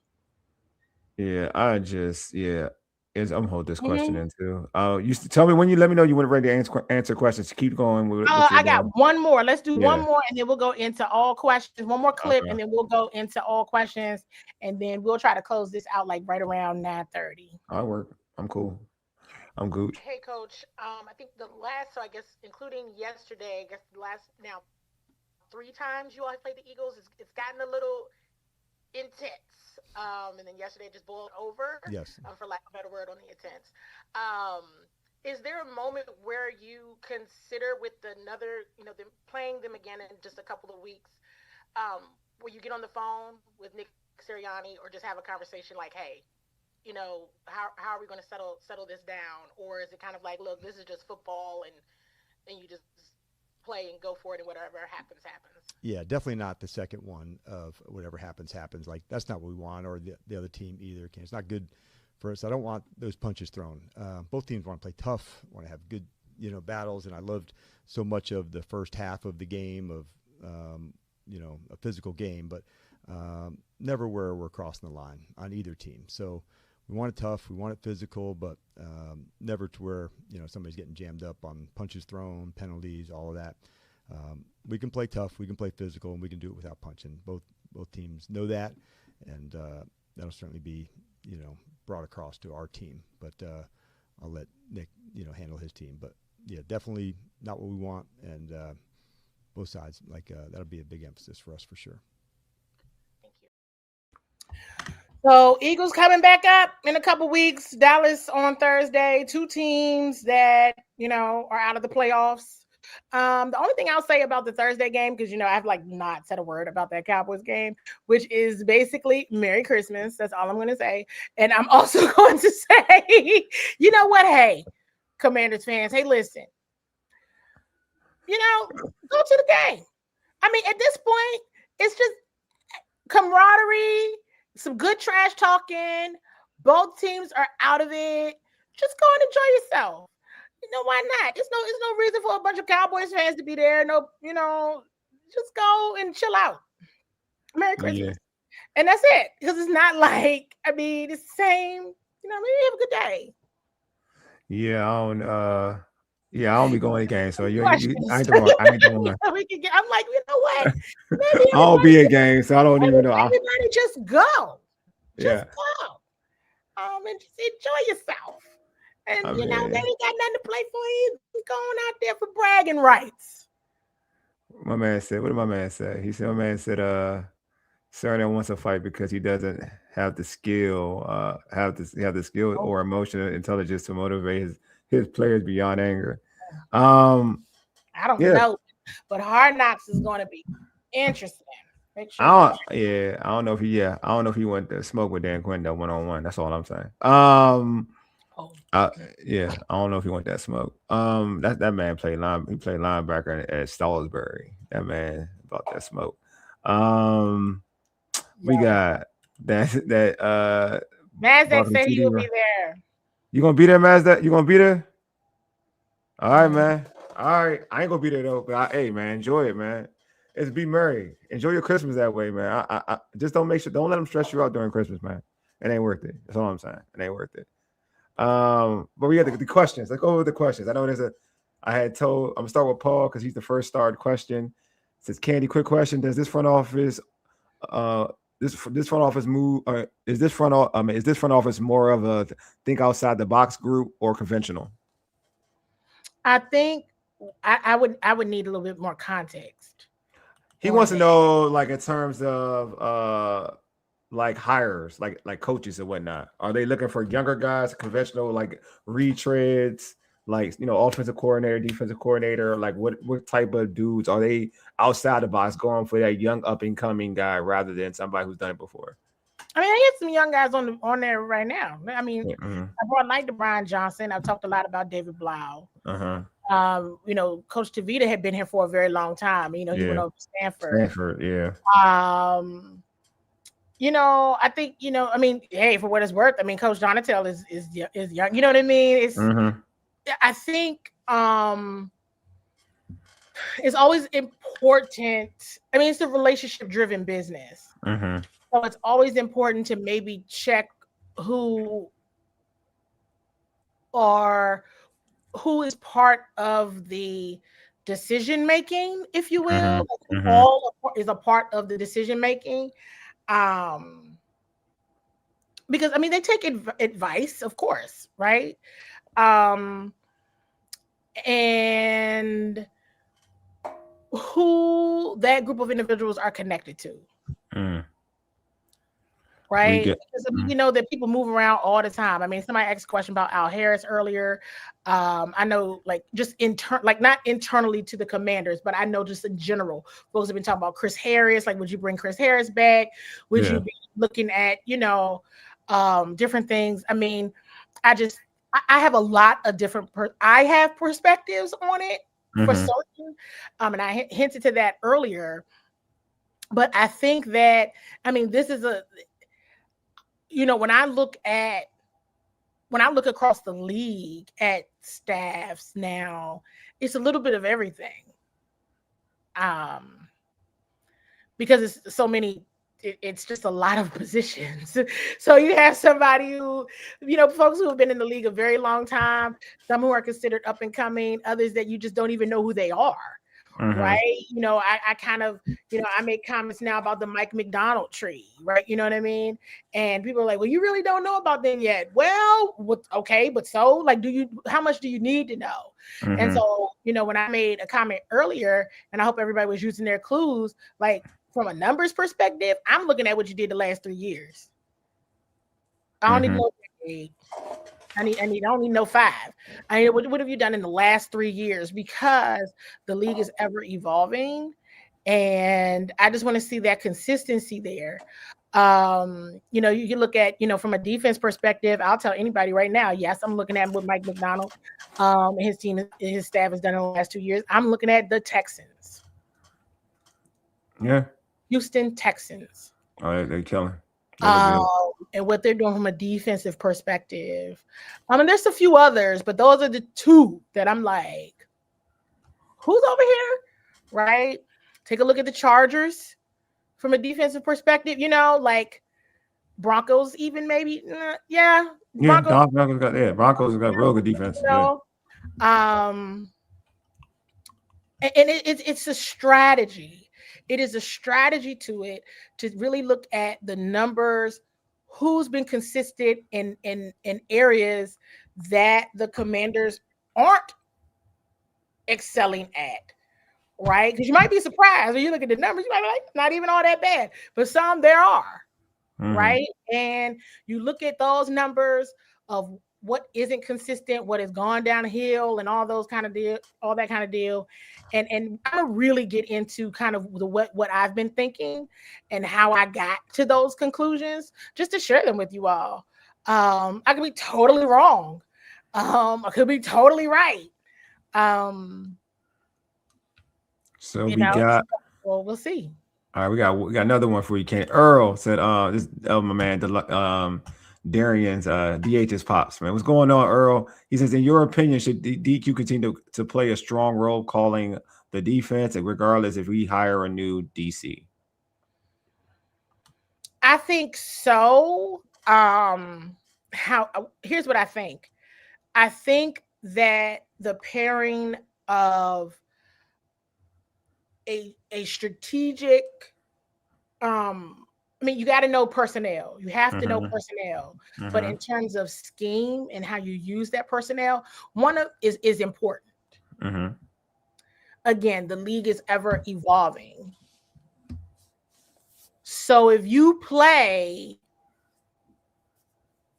teams in a division that you used to coach in, they probably know you pretty well, right? They're used to your scheme. They know what you do. Might be why you have such a tough time winning in the division, because they are aware of you. So, I think that you just there's some diamonds in the rough. There's names that we don't even know. Yeah. It's just names that we don't even know. And I think there's always a lot of emphasis, and I'm not certain why. Like I would love to know why people make such a big deal about age.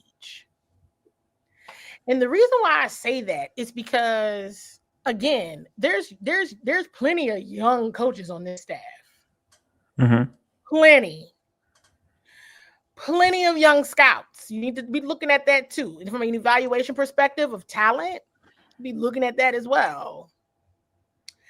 I think there needs to be a strategy of some sort of maybe you really get away from the people that you know and that are used to your scheme and the people who have been up against you for a few years now within the division, and pair yourself with someone that's out of the division that has been doing very, very well in the areas in which you are weak. That is what I think. As much of a summary as possible, right? Because you're coming from a different perspective. And people who are used to you just going to know you regardless of where you are. And even for some folks, you look at an Andy Reid and some of these guys, and they not this season, but hey, it is what it is. It was going to happen at some point. Or you look at a Mike Vrabel, you know what I mean? People have been in the league for years. You take an opportunity to really understand and learn the direction of where things are going. And you can do it yourself, yeah, but it's hard. It's hard. You need a team of people that can keep up, because some of these teams, let's go back to Kevin O'Connell and Brian Flores. Like Coach Kingsbury said it. Sometimes B-Flow, he changes his defensive scheme every week. So it's hard to plan for him. But you got to be somebody that's about that kind of time and not with people that know you. I'm big on that.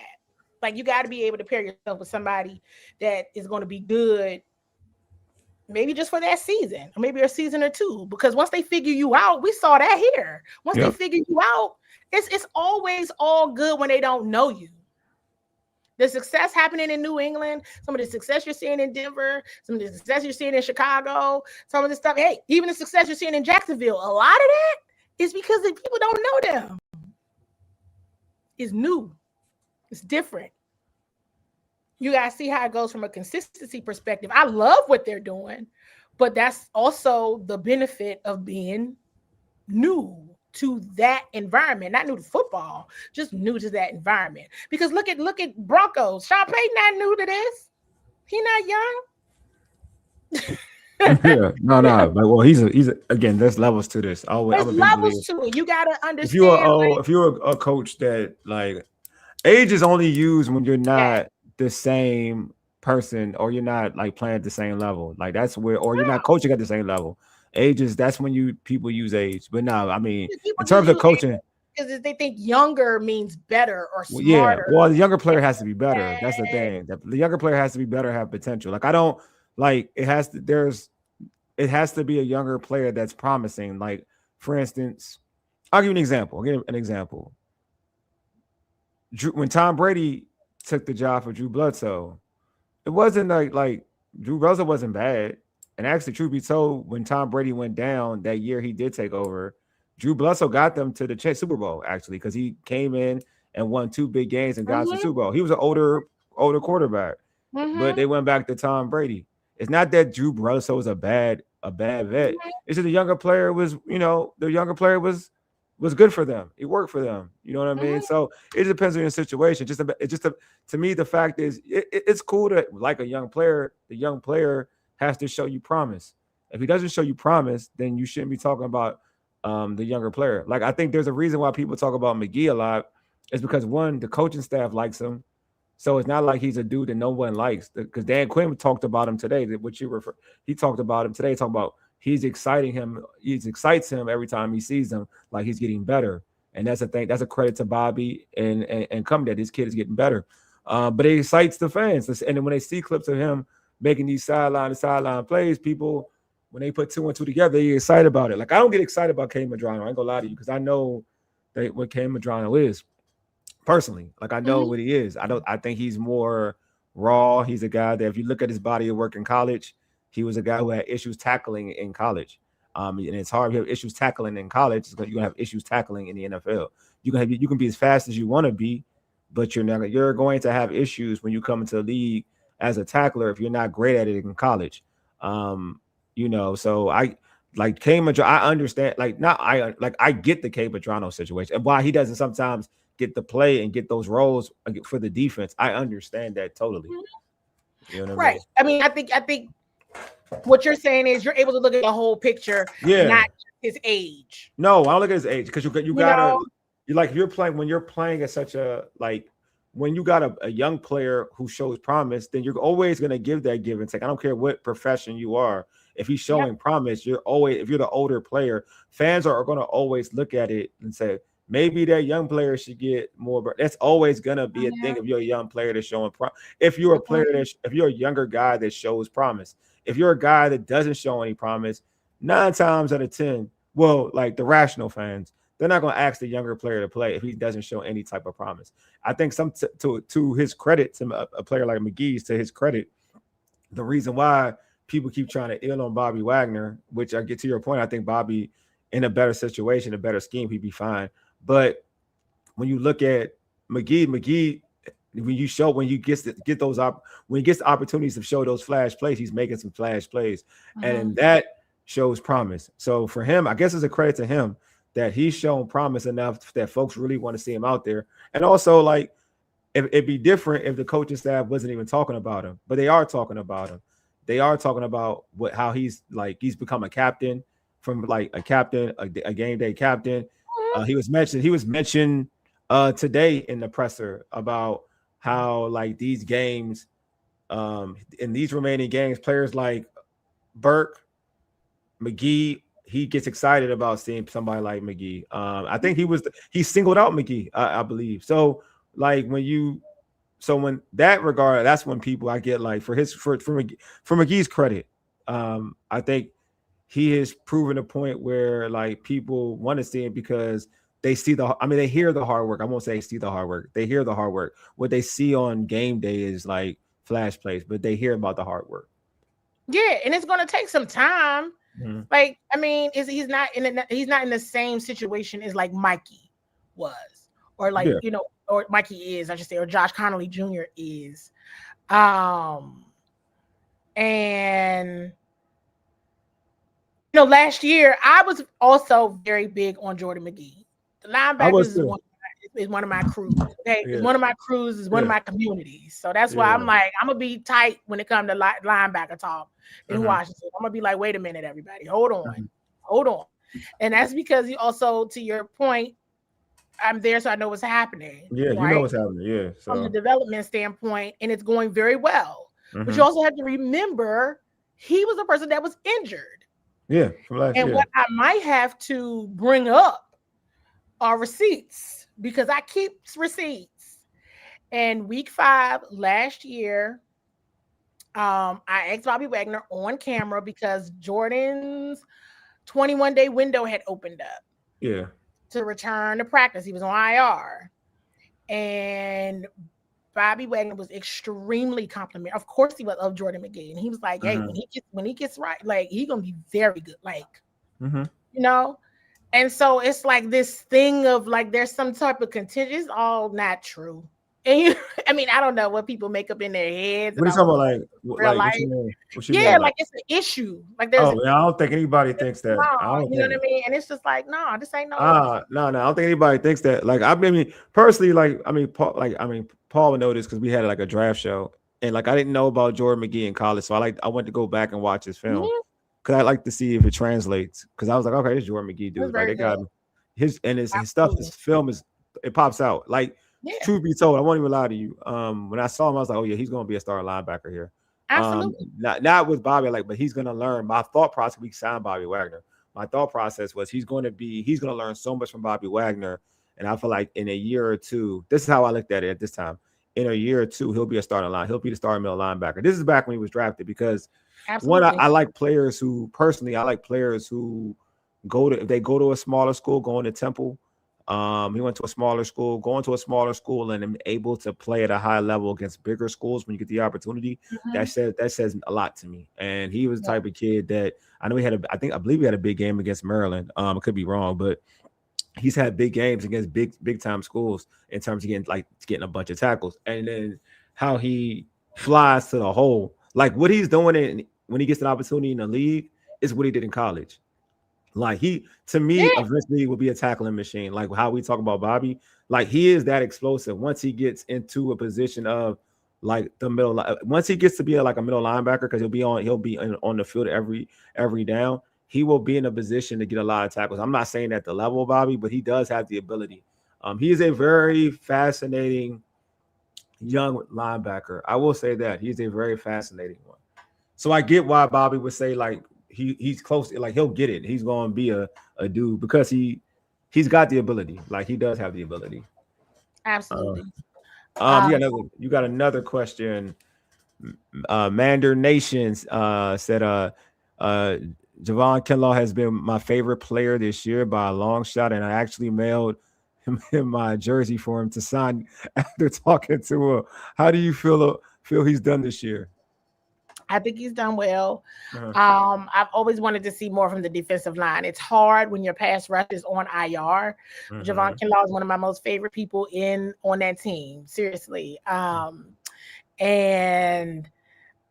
he's gonna bring the energy. He's gonna throw some punches, as everybody saw on Saturday. He don't play about his brothers, so. But in terms of play, I think he's done well for sure. It's hard with the pass rush not being present. I always say the inside defensive line as a unit. It's like I always want to see more ruckus, more pressure on the quarterback, because it doesn't always just come from the pass rush when you know what I mean. It's like there could be some more that collapses in the inside that I don't always see when I'm watching other teams their run game.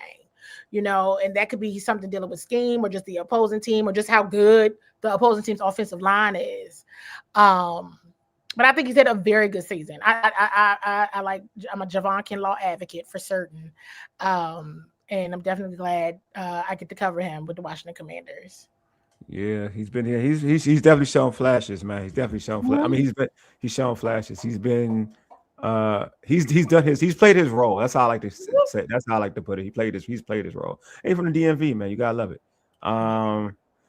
Deluxe says, we see what Tyler Owens does on teams. How is his development coming on defense? I think he has some opportunities early on. Yeah. And I don't think some of them went so hot. Yeah. And even since the change in play calling, you don't see him taking defensive snaps as much. He definitely has the speed. He definitely has the physicality. But I think, still some growth to be, there from just overall scheme and understanding, assignments and being on point with your assignments. So I know that was a undrafted rookie they were very, very high on last year. but I think it still remains to be seen how his growth goes from Mm-hmm. that perspective. Again, speed, physicality, yes, those are two things of a very complex set of how you're utilized when you start taking those defensive snaps. Special teams, sometimes I'll just be like, go down there and get it. Just go tackle somebody. Just don't let them get down the field. But there's still assignments there as well. Yeah, So. straight facts. Ellison says, Candy, did anyone say anything about the Cooper DeJean kickoff return when he caught it outside the end zone and went back into the end zone and then brought it out to return? Was that legal? Back out and zone. No, I don't think Yeah, anybody. he got nailed. He kneeled. I saw it. He kneeled and then he still came back out. Yes. Yeah, like he was already in the field of play. Then he went backwards. It ain't supposed to be legal. It ain't supposed to be. Well, what he ran it out. He kneeled it back. He nailed it right. It was a touchback, right? He didn't run it back out. I thought it was a touchback. Mm-hmm. Yeah, it's not legal. That's supposed to be a safety. If he took it, if he ran out, it's supposed to be a safety. I ain't gonna lie to you, Ellison. I watched a little bit of it. Then I changed the channel, and I didn't study it because I was annoyed. I get annoyed. I get annoyed. I was like, what are he doing? I wasn't annoyed. I'm saying back. I wasn't annoyed. I was already over the game though. I ain't gonna lie. I was like, this game is. Hey man, like at the beginning of the game, like the beginning it was good. They was lit. And I mean, Coach said that in my question, like that first half, they were in it. If they could have came out at the half, since they deferred and scored a touchdown, and we saw that happen so many times last year, where they defer, they come back out, they control the time of possession, they score a touchdown. And you didn't see any of that this year for real. You didn't see any of it at all. And I remember like in the first. Remember when the Eagles tried to draw them off sides? Yeah. And Frankie was like real hype. It was like they knew. Frankie was super hype. They were trying to get him again. They was like, you trying to get us again. We know what you're doing. And then now you getting them to false start on their own play. Yeah, they get like twice. Yeah, so I love it. There's an intensity there. The scoreboard doesn't show it. The scoreboard doesn't show it at all. But there is something with these two teams. It's something. Man. I mean, one team's just better though, so it is. One team, yeah, absolutely is better. But even if you go back to their first meeting. That's when Jaden was. I think he was dealing with his ribs thing or whatever. The injury. But I mean, I don't know that for sure. The first game, you mean first game in Philly? Very first game, Thursday night football. That game was close. That was a good game. That was a competitive game. Yeah, the defense had him on the ropes again. Yeah. Saquon break one late in the game. Oh, that game was good. The offense couldn't score that night. Yeah, the offense wasn't that night. True. And that's. I mean, you've seen it. And but when the bridge break, it broke. It's gone. Yeah, like it's it. And that's the only thing. But it's not like I could see it. Like, they watching the film. They got you false starting on your own play, on your own move. Y'all, it was interesting. But the offense couldn't get going. I'm gonna keep saying that because you know what you're dealing with on defense. You know what you're dealing with on defense. And if you still that close, what else y'all want? What I say y'all, not meaning you all, but like what else you want the defense to do? Listen, in this league, if you can't put points up, it's a wrap. It's a wrap. No, it's definitely a wrap. And another thing when it comes to the tackling, pay attention to this. If you all watch across the league, one of the things that I've noticed across the league, I've noticed so many missed tackles. Big time. Sometimes it's missed tackles because people are too busy trying to punch the ball out. That too. Washington does that a lot, though. They need to stop doing it. They do that a lot, though. Washington does a lot. Yes. And so much. I saw Jacksonville and Denver do it a little bit in their game. And I've seen a couple different, I've seen it happen. And in the, what do they call it? The takeaway culture or in takeaway times where everything is about punching the ball out. Players are missing tackles. It's a thing. But I'll get to that later. But I think there was a question about Bill. Oh, right here. No, he wasn't hurt. No, yeah, Paul. That's Paul. I mean, yeah, he wasn't hurt. No. All right. Let me take this off then. No. Nobody said anything. No. Mandarin Nation is speaking of the DMV. Bill almost got 100 yards against the Giants. Wow. What do you say? Wow. while wearing phones. Is that not crazy? Wearing phones is like having bricks on your feet. I could not imagine sprinting in them. I know, right? How you running in phones? It's crazy. That's wild. Um, that's good one. Center Corey said, how come no one on the team media can properly pronounce Bill? Bill should never be pronounced like with the cross key merit. It's just Bill. Saying BCM is like saying C. Rod Rodriguez 100% unnecessary. Y'all crazy, bro. Deluxe says, hey, well, how are you? Have a feeling you and I have very different game day watching habits. I do. I have bad game day watching habits, bro. Like I'm superstitious, but this season has been like rough. It's been rough. It's just been rough. That's a great point, Candy. Candy always make great points. Thank you. Oh. Thank you. Paul said, Santiago says, Paul, you know what happened to the running game. Oh, yeah, we already know that. All right, I'm just read some. Okay, we're good. But yeah. Does anybody have any more questions? Any more questions, y'all? We here. Merry Christmas. Go to the game. If nothing else, just build camaraderie. You know what I'm saying? And just go and it's really just for bragging rights at this point. She's right. And also, like, to your Deluxe, I watch the game. But when I when I know when the mode of the game is, I'm like, man, screw this. I ain't watching this crap no more. Like when I can already tell how it's going, I won't even entertain it. Like this is how the season has gone for me. They have emotionally pulled me out. I was pulled in like thoroughly, you know what I mean? But since I gotta do a post game, I kind of go back and I go to YouTube TV and I rewind so I don't miss like important stuff. I'll be like, all right, that happened. All right, that happened. All right, that happened. Oh, Mikey got an interception. Oh, that's what's up. I need to make sure I watch it. You know what I mean? Because I gotta talk like I know everything on the post game show. So, and if that was the case, I'd be quiet all the time. So God bless streaming TV stuff, man. I tell you, I can rewind like crazy. I be rewind like a mug. I mean, God bless streaming and God bless DVRs. Back in the day before the stream, I used to go to cable DVR. I used to rewind all the time. Man, I'm telling you, it's the life. Like now, when I get annoyed, I don't gotta sit in real time and get annoyed, man. I can go backwards and be like, all right, I don't need to watch this. Yay, I be sitting there watching, and then sometimes you got to watch everything, and then you got to interview players after that. I'd be mad. Like, I ain't gonna lie to you. When I used to cover the game, my first year, I won't lie to y'all. My first year was like the most annoying part. Like I ain't know, man. My first year, we were playoff team. We made it a playoff team. I'm not even sure, but my first year, I won't even lie. Like I think we were bad this year. We were bad my first year. Now I think about it, we were bad. My first year on the beat. And then, like, when I saw these players and they didn't care like I cared, like, I used to, like, really I was really in my feelings. I think you would. You would. I mean, I know you like doing what you do. And I already got convinced you bad.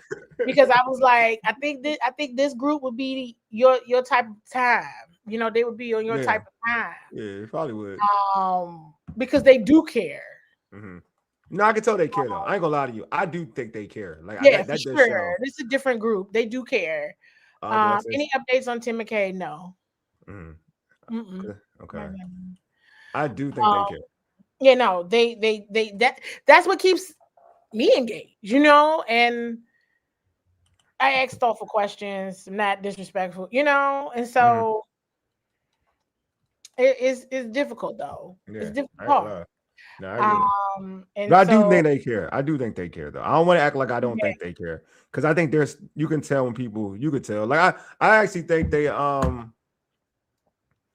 they play hard. They are playing hard. I still think they just it just is not working out for whatever reason. But I do think they checked out on defense when Joe Witt was there, though. I won't lie to you. I do think they checked out. I mean, even though it's not turning. The change did not impact the win-loss record. But you see their energy is different, though. The energy is different. Effort. That's right. You see the different level of effort. Yeah. I'm not saying I agree with you. I don't think that. I'm saying I personally think they checked out on Witt because of what we just talking about. Because you're right, the energy is different. The energy wasn't like this on defense prior, though. It was not. And if anybody tells you differently, I'm sorry, but the energy is totally different.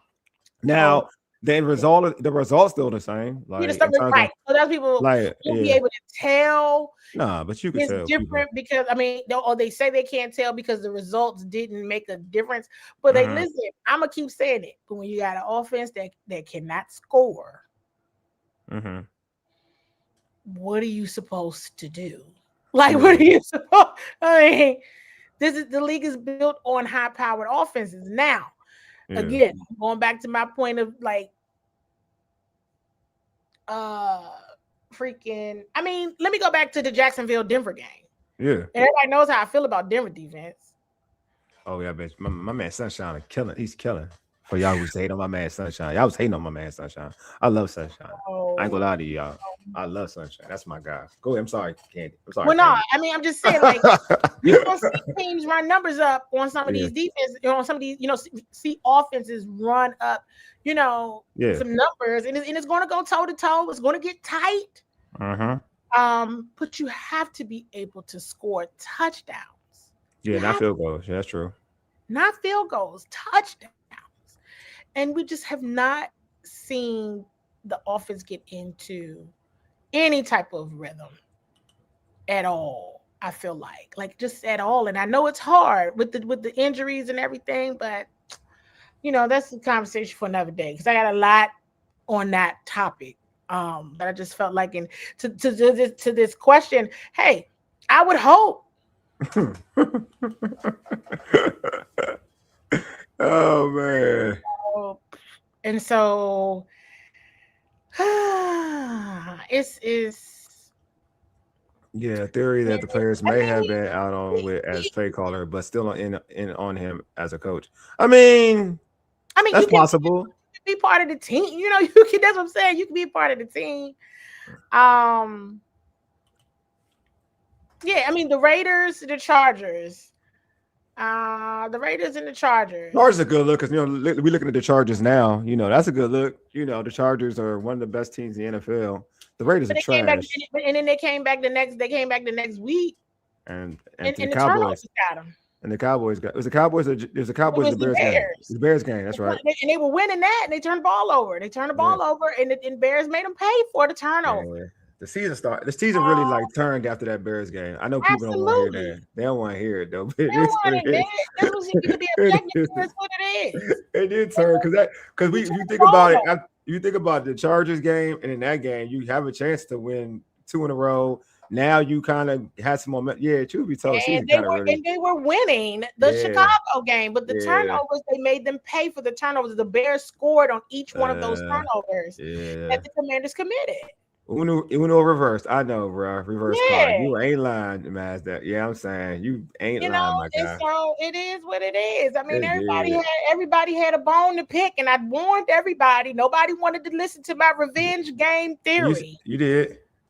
I was clear on the revenge game theory. Yeah, you were. I said, listen to me. These 3 are coming back for what they feel like the Commanders stole from them last year. I was like, the Falcons, the Bears, the Lions. We definitely stole. Obviously, in the revenge tour. That's it. Ain't no revenge. Obviously, they was in their feelings because it definitely was, man. The Bears going to the if they get, they could. I mean, they could. The defense is lit. Monsters in the defense out, they rolling right now. And Caleb in his bag. Caleb is having the season. We said that before. Remember back during the preseason, I said Caleb is going to have the season he didn't have last year because of the coaching shenanigans. Yeah. Okay, but Ben Johnson is right there with Seattle. I want to go back to Seattle and LA. Yeah, okay. Seattle, I don't want anybody to forget Seattle and those LA. are teams to me. Like I don't even. The Eagles are still in it. They still in it. Oh, Eagles still in it too. Eagles are a really good team, man. You can't just be like, oh, listen, this one is. You don't know what's going to happen. Yeah, that could. I mean, they could. I think that Green Bay, if they got to face Green Bay somehow I'm gonna say this though. I'm gonna be real. Like, yeah, I think Green Bay is a good team. I just don't know in the long run how much they're going to be the same. Losing Michael Hurts. There you go. So I don't think. Scott, I think that I know you're saying, but I do think that. I think they got it, and in Chicago, no Micah, they got a better chance. I would still pick Chicago. I would pick Chicago over Green Bay because even even the game in Green Bay, they almost beat them in Green Bay. Chicago almost beat them in Green, and that's with Micah. So yeah, I think they have a good opportunity. No, this is Deluxe. just Nah, I'm an area dude. I'm an area dude. I love my. I think it's real. I mean, Taylor's good. I think Taylor. Yeah, go ahead. That quarterback class, Caleb, Jaden, yeah, that's true. Drake May, JJ McCarthy. I know he been hurt, but JJ McCarthy and Michael Penix. I'm telling you, I think they might be my favorite class since what was it? Lamar Jackson, Josh Allen, Sam Darnold, that class. Okay, they were the same. Oh, because Josh he was. The they probably were. I didn't think about it. It was like 4 or 5 of them all in the same class. They all came in together. This class got a chance to be like this class right here. Bo Nix. I really believe that this class right here, last year's quarterback class, when we talk about, that's your next group of leaders right there. And I'm gonna say this too, Deluxe. I know you're trying to say, I'm gonna say this too, Deluxe. I know you're saying fool's gold, but I'm gonna say this though and be real. Some people got the clutch gene. You know what I'm saying? Like that clutch gene is real, and like Caleb clutch gene is real. Like I know you may like you feel it. Like he throws a lot of like I ain't gonna hold you. Like them some passes I'd be like, damn, bro, like dude wide open, you can put that on him. But like when it's like 2 minutes left in the game. He got a clutch gene like that. That's something you really, and that's something that you build over time that everybody don't like know. Like it's but I could tell, I could tell it's okay. But I also I'm gonna go back to what I said earlier, and we saw it happen because it happened in Washington. Yeah. Let's see how they run it once everybody got film on you. That's what I'm saying. I agree with that. That's what I agree. Like this year is fresh. This year is fresh. Drake and Caleb. Now I believe in the class though. Let me be clear. I believe in that class. But let's just see. Because remember, after the joint practices, I told you, Wole, I said to you, I said, oh no, Drake May's gonna be just fine. He's I know. Remember I said that to the Patriots. I told everybody, I said the Patriots are going to be very, very good this season. I said they are going to have the season that the Commanders had last year, no doubt. Well, I told folks last year, like I said that if you watch any of those situations, Drake May, I was like, Drake May had no talent last year. That's why I knew Drake May was going to be good. I knew Drake. I was like, he had no talent around him, and I knew he was going to be, and he still had he had a decent rookie year for a rookie quarterback for real with no talent. Sure. So I was like, and I was like, all right, you gonna give him a coordinator and gonna give him some more. You gonna get Stephon Diggs? I said, oh, and you got some good draft picks with him. I said, oh, you about to get what you want. Good. Yeah, he was going to be good. Yeah, he was going to be good. And then Caleb, and I knew Caleb with Ben Johnson. I said, when you give Caleb Ben, he's going to be better off with Ben Johnson compared to where he was last year. So I'm not surprised at any of these guys' growth. So to your point, I love this. I think this is the best.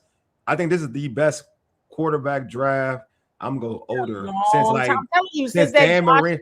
Oh, even before that, I'm gonna be real. Even before Jackson, all them. I like that class. This one has like more guys though. Like it has like 5-6 guys. I would go before that. I even go with like if you go back to like Dan Marino's draft, like Dan Marino, had like John Elway, Dan Marino. You had like Hall of Famers in that joint. This class is special. This class is so special. I mean, they'll plant their mark in history in their own ways as their time goes on. No. A lot of people ask me questions about 83 class. I wholeheartedly believe Jaden is going to be fine. Everybody just needs. Jaden's fine. Like this is like he told us last week when he did talk to the media. This thing with the injuries is new territory for him. It's new territory for his family. This has never happened to him. Do everybody do your part in crushing that injury prone narrative as well, because this is not true. This has been a rough year. This is a whole nother conversation, and we're gonna close this out. Yeah, it's a whole nother conversation around the injuries this season. We're gonna talk about that in the off season, because the off season is basically here for the Commanders. It is the injuries have been disturbing. Like every game, I don't know what's happening, but it's bad.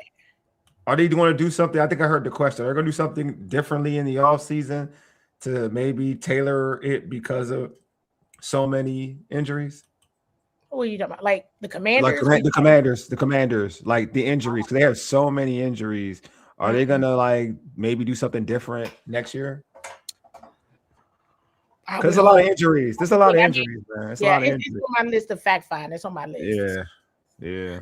And then you just look across the league, and it's like, even from a veteran perspective, I mean, we're seeing players get injured, like out, that never dealt with injuries. And so it's something. I don't know. I don't know if it's something with the preparation. I don't know. I was like, is everybody vegan? What's happening? They not. I mean, like, what's going on? I eat a lot of vegan food. That ain't nothing to do with getting hurt. Don't do that to us. To folks. I mean, don't do that to us. I was like, I'm trying to. I feel like I could just call it straight or something. What's happening? Everybody need to go back to eating cheese. I just called it straight. Just chilling. Everybody needs to go back to eating burgers. Like, just eat the burger. Just eat it. I don't know. Man, go eat some meat. Hey, pause. I will pull y'all some pork chops if you need, but let me stop. Work hard to get your body would help. Yeah, Trent, he's a fountain of youth, isn't he? Man, he's a fountain of youth. Man, Trey, my guy, man. Do we need to check people's blood types? Isn't that a thing tied to? Let me stop. Yeah. Let me stop because people take me seriously. But I do have it on my list. Yeah, same staff as last year with barely any injuries. It just could have been like it happened. Yeah, I mean, but he did say the only reason I asked that because I know a question was asked and he was like, "I got to assess everything." You know what I mean? Yeah. So, yeah, sometimes the season is everything. Yeah, you got to, but like when injuries happen like this, you know, you would be foolish as a coach. Deluxe, you'd be foolish as a coach not to see if you can change something up. You're right. Sometimes that just happens, but you had so many injuries, man. It's crazy. I mean, because last year they were just blessed. And you know, one of Pop's Waller saying is typically whoever is the healthiest, is the healthiest in the end. And I think there's something to that from a starter perspective. Whichever team is the healthiest with their starters, typically, you know, if they decent, they can make something work. That's a fact. Unfortunate. I think everything this season, you can't have a conversation about this Commander season without talking about the injuries. It is what it is. Do I believe there's some games they still could have won? Yes, I do. The Niners were hurt last year too. That's a fact. And you wouldn't even. Yeah, the injury. I mean, took completely different. And so you know, I think it's just a part of the fact finding. It's interesting. It's interesting. We'll see what happens. Yeah, we'll definitely see what happens. This has been dope, though. Oh, thank you. Listen, happy holidays, Merry Christmas. We celebrate all that good jazz. And man.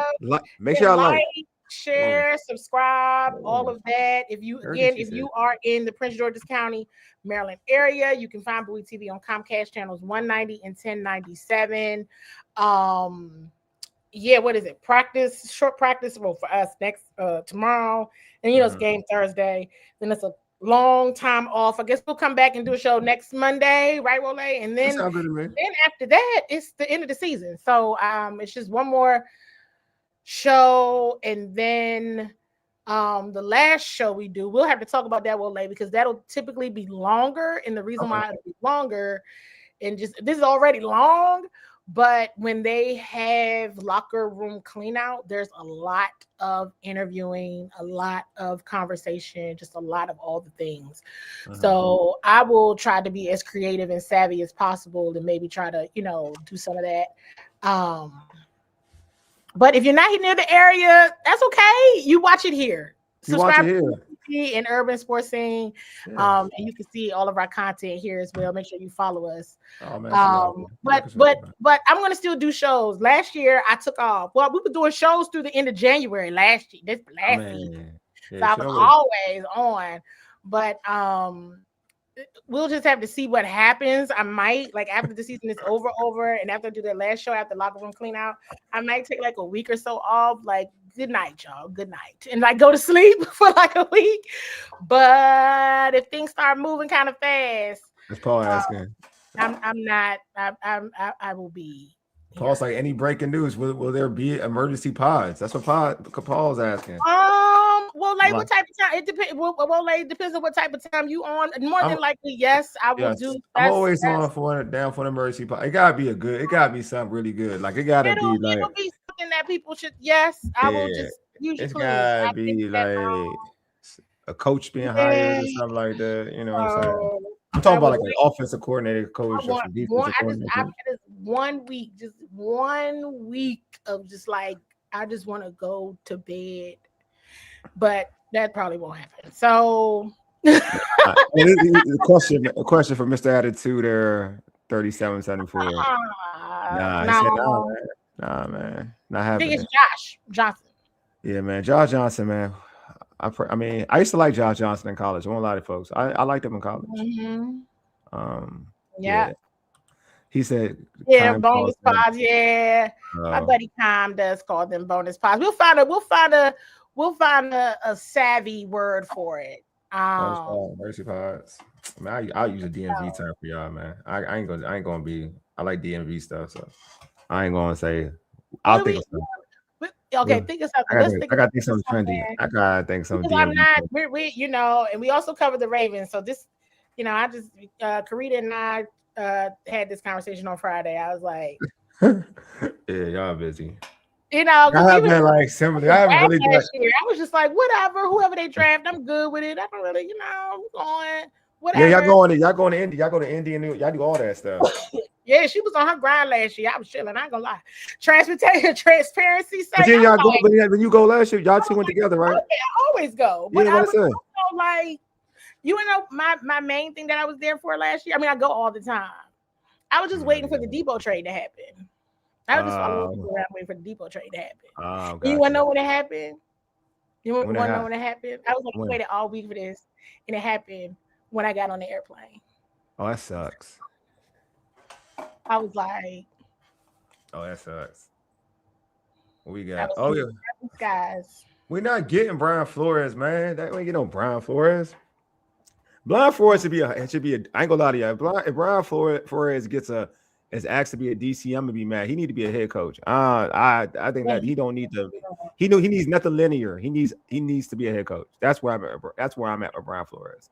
I ain't gonna lie to y'all. That's just me. Like that's just something in my soul. I definitely got some ideas, but my ideas. Spoiler alert: my ideas are based on numbers. My bad. So I might name some people or start talking about some people that you may not know. Yeah. Here we go. Which isn't half bad. Like, which isn't half. I mean, I think everybody should be open to names they don't know and start getting familiar. Like, I'm giving y'all some tea here. Like, giving y'all some insight here. Like, maybe Clay. Paul. Maybe Clay Kubiak, man. Maybe you get a Clay Kubiak. But it's like people. You're naming people that you know, and if you really want what you say you want, might be time to really take a look at the numbers. When I say numbers, I'm talking about like performance, like how the offense performs, how the defense performs. For Washington. Absolutely. For Washington. Okay. Like where they are, where they land per the numbers, rankings is what I mean. And then look at the teams that are higher. When I say higher, I mean like top 10. Yeah, of course. Take it a step further and say they're top 10 in these numbers where the Commanders are absolutely low on offense and defense. And have they been in the top 10 for the last 3 years? And that is where I would recommend you digging into. Okay. So y'all already heard heard it here. That is where the next set of brainiacs reside. All right. You heard what Candi said. I don't gotta say no more. Say less. Next set of brainiacs reside there. I mean, Santiago said a good point.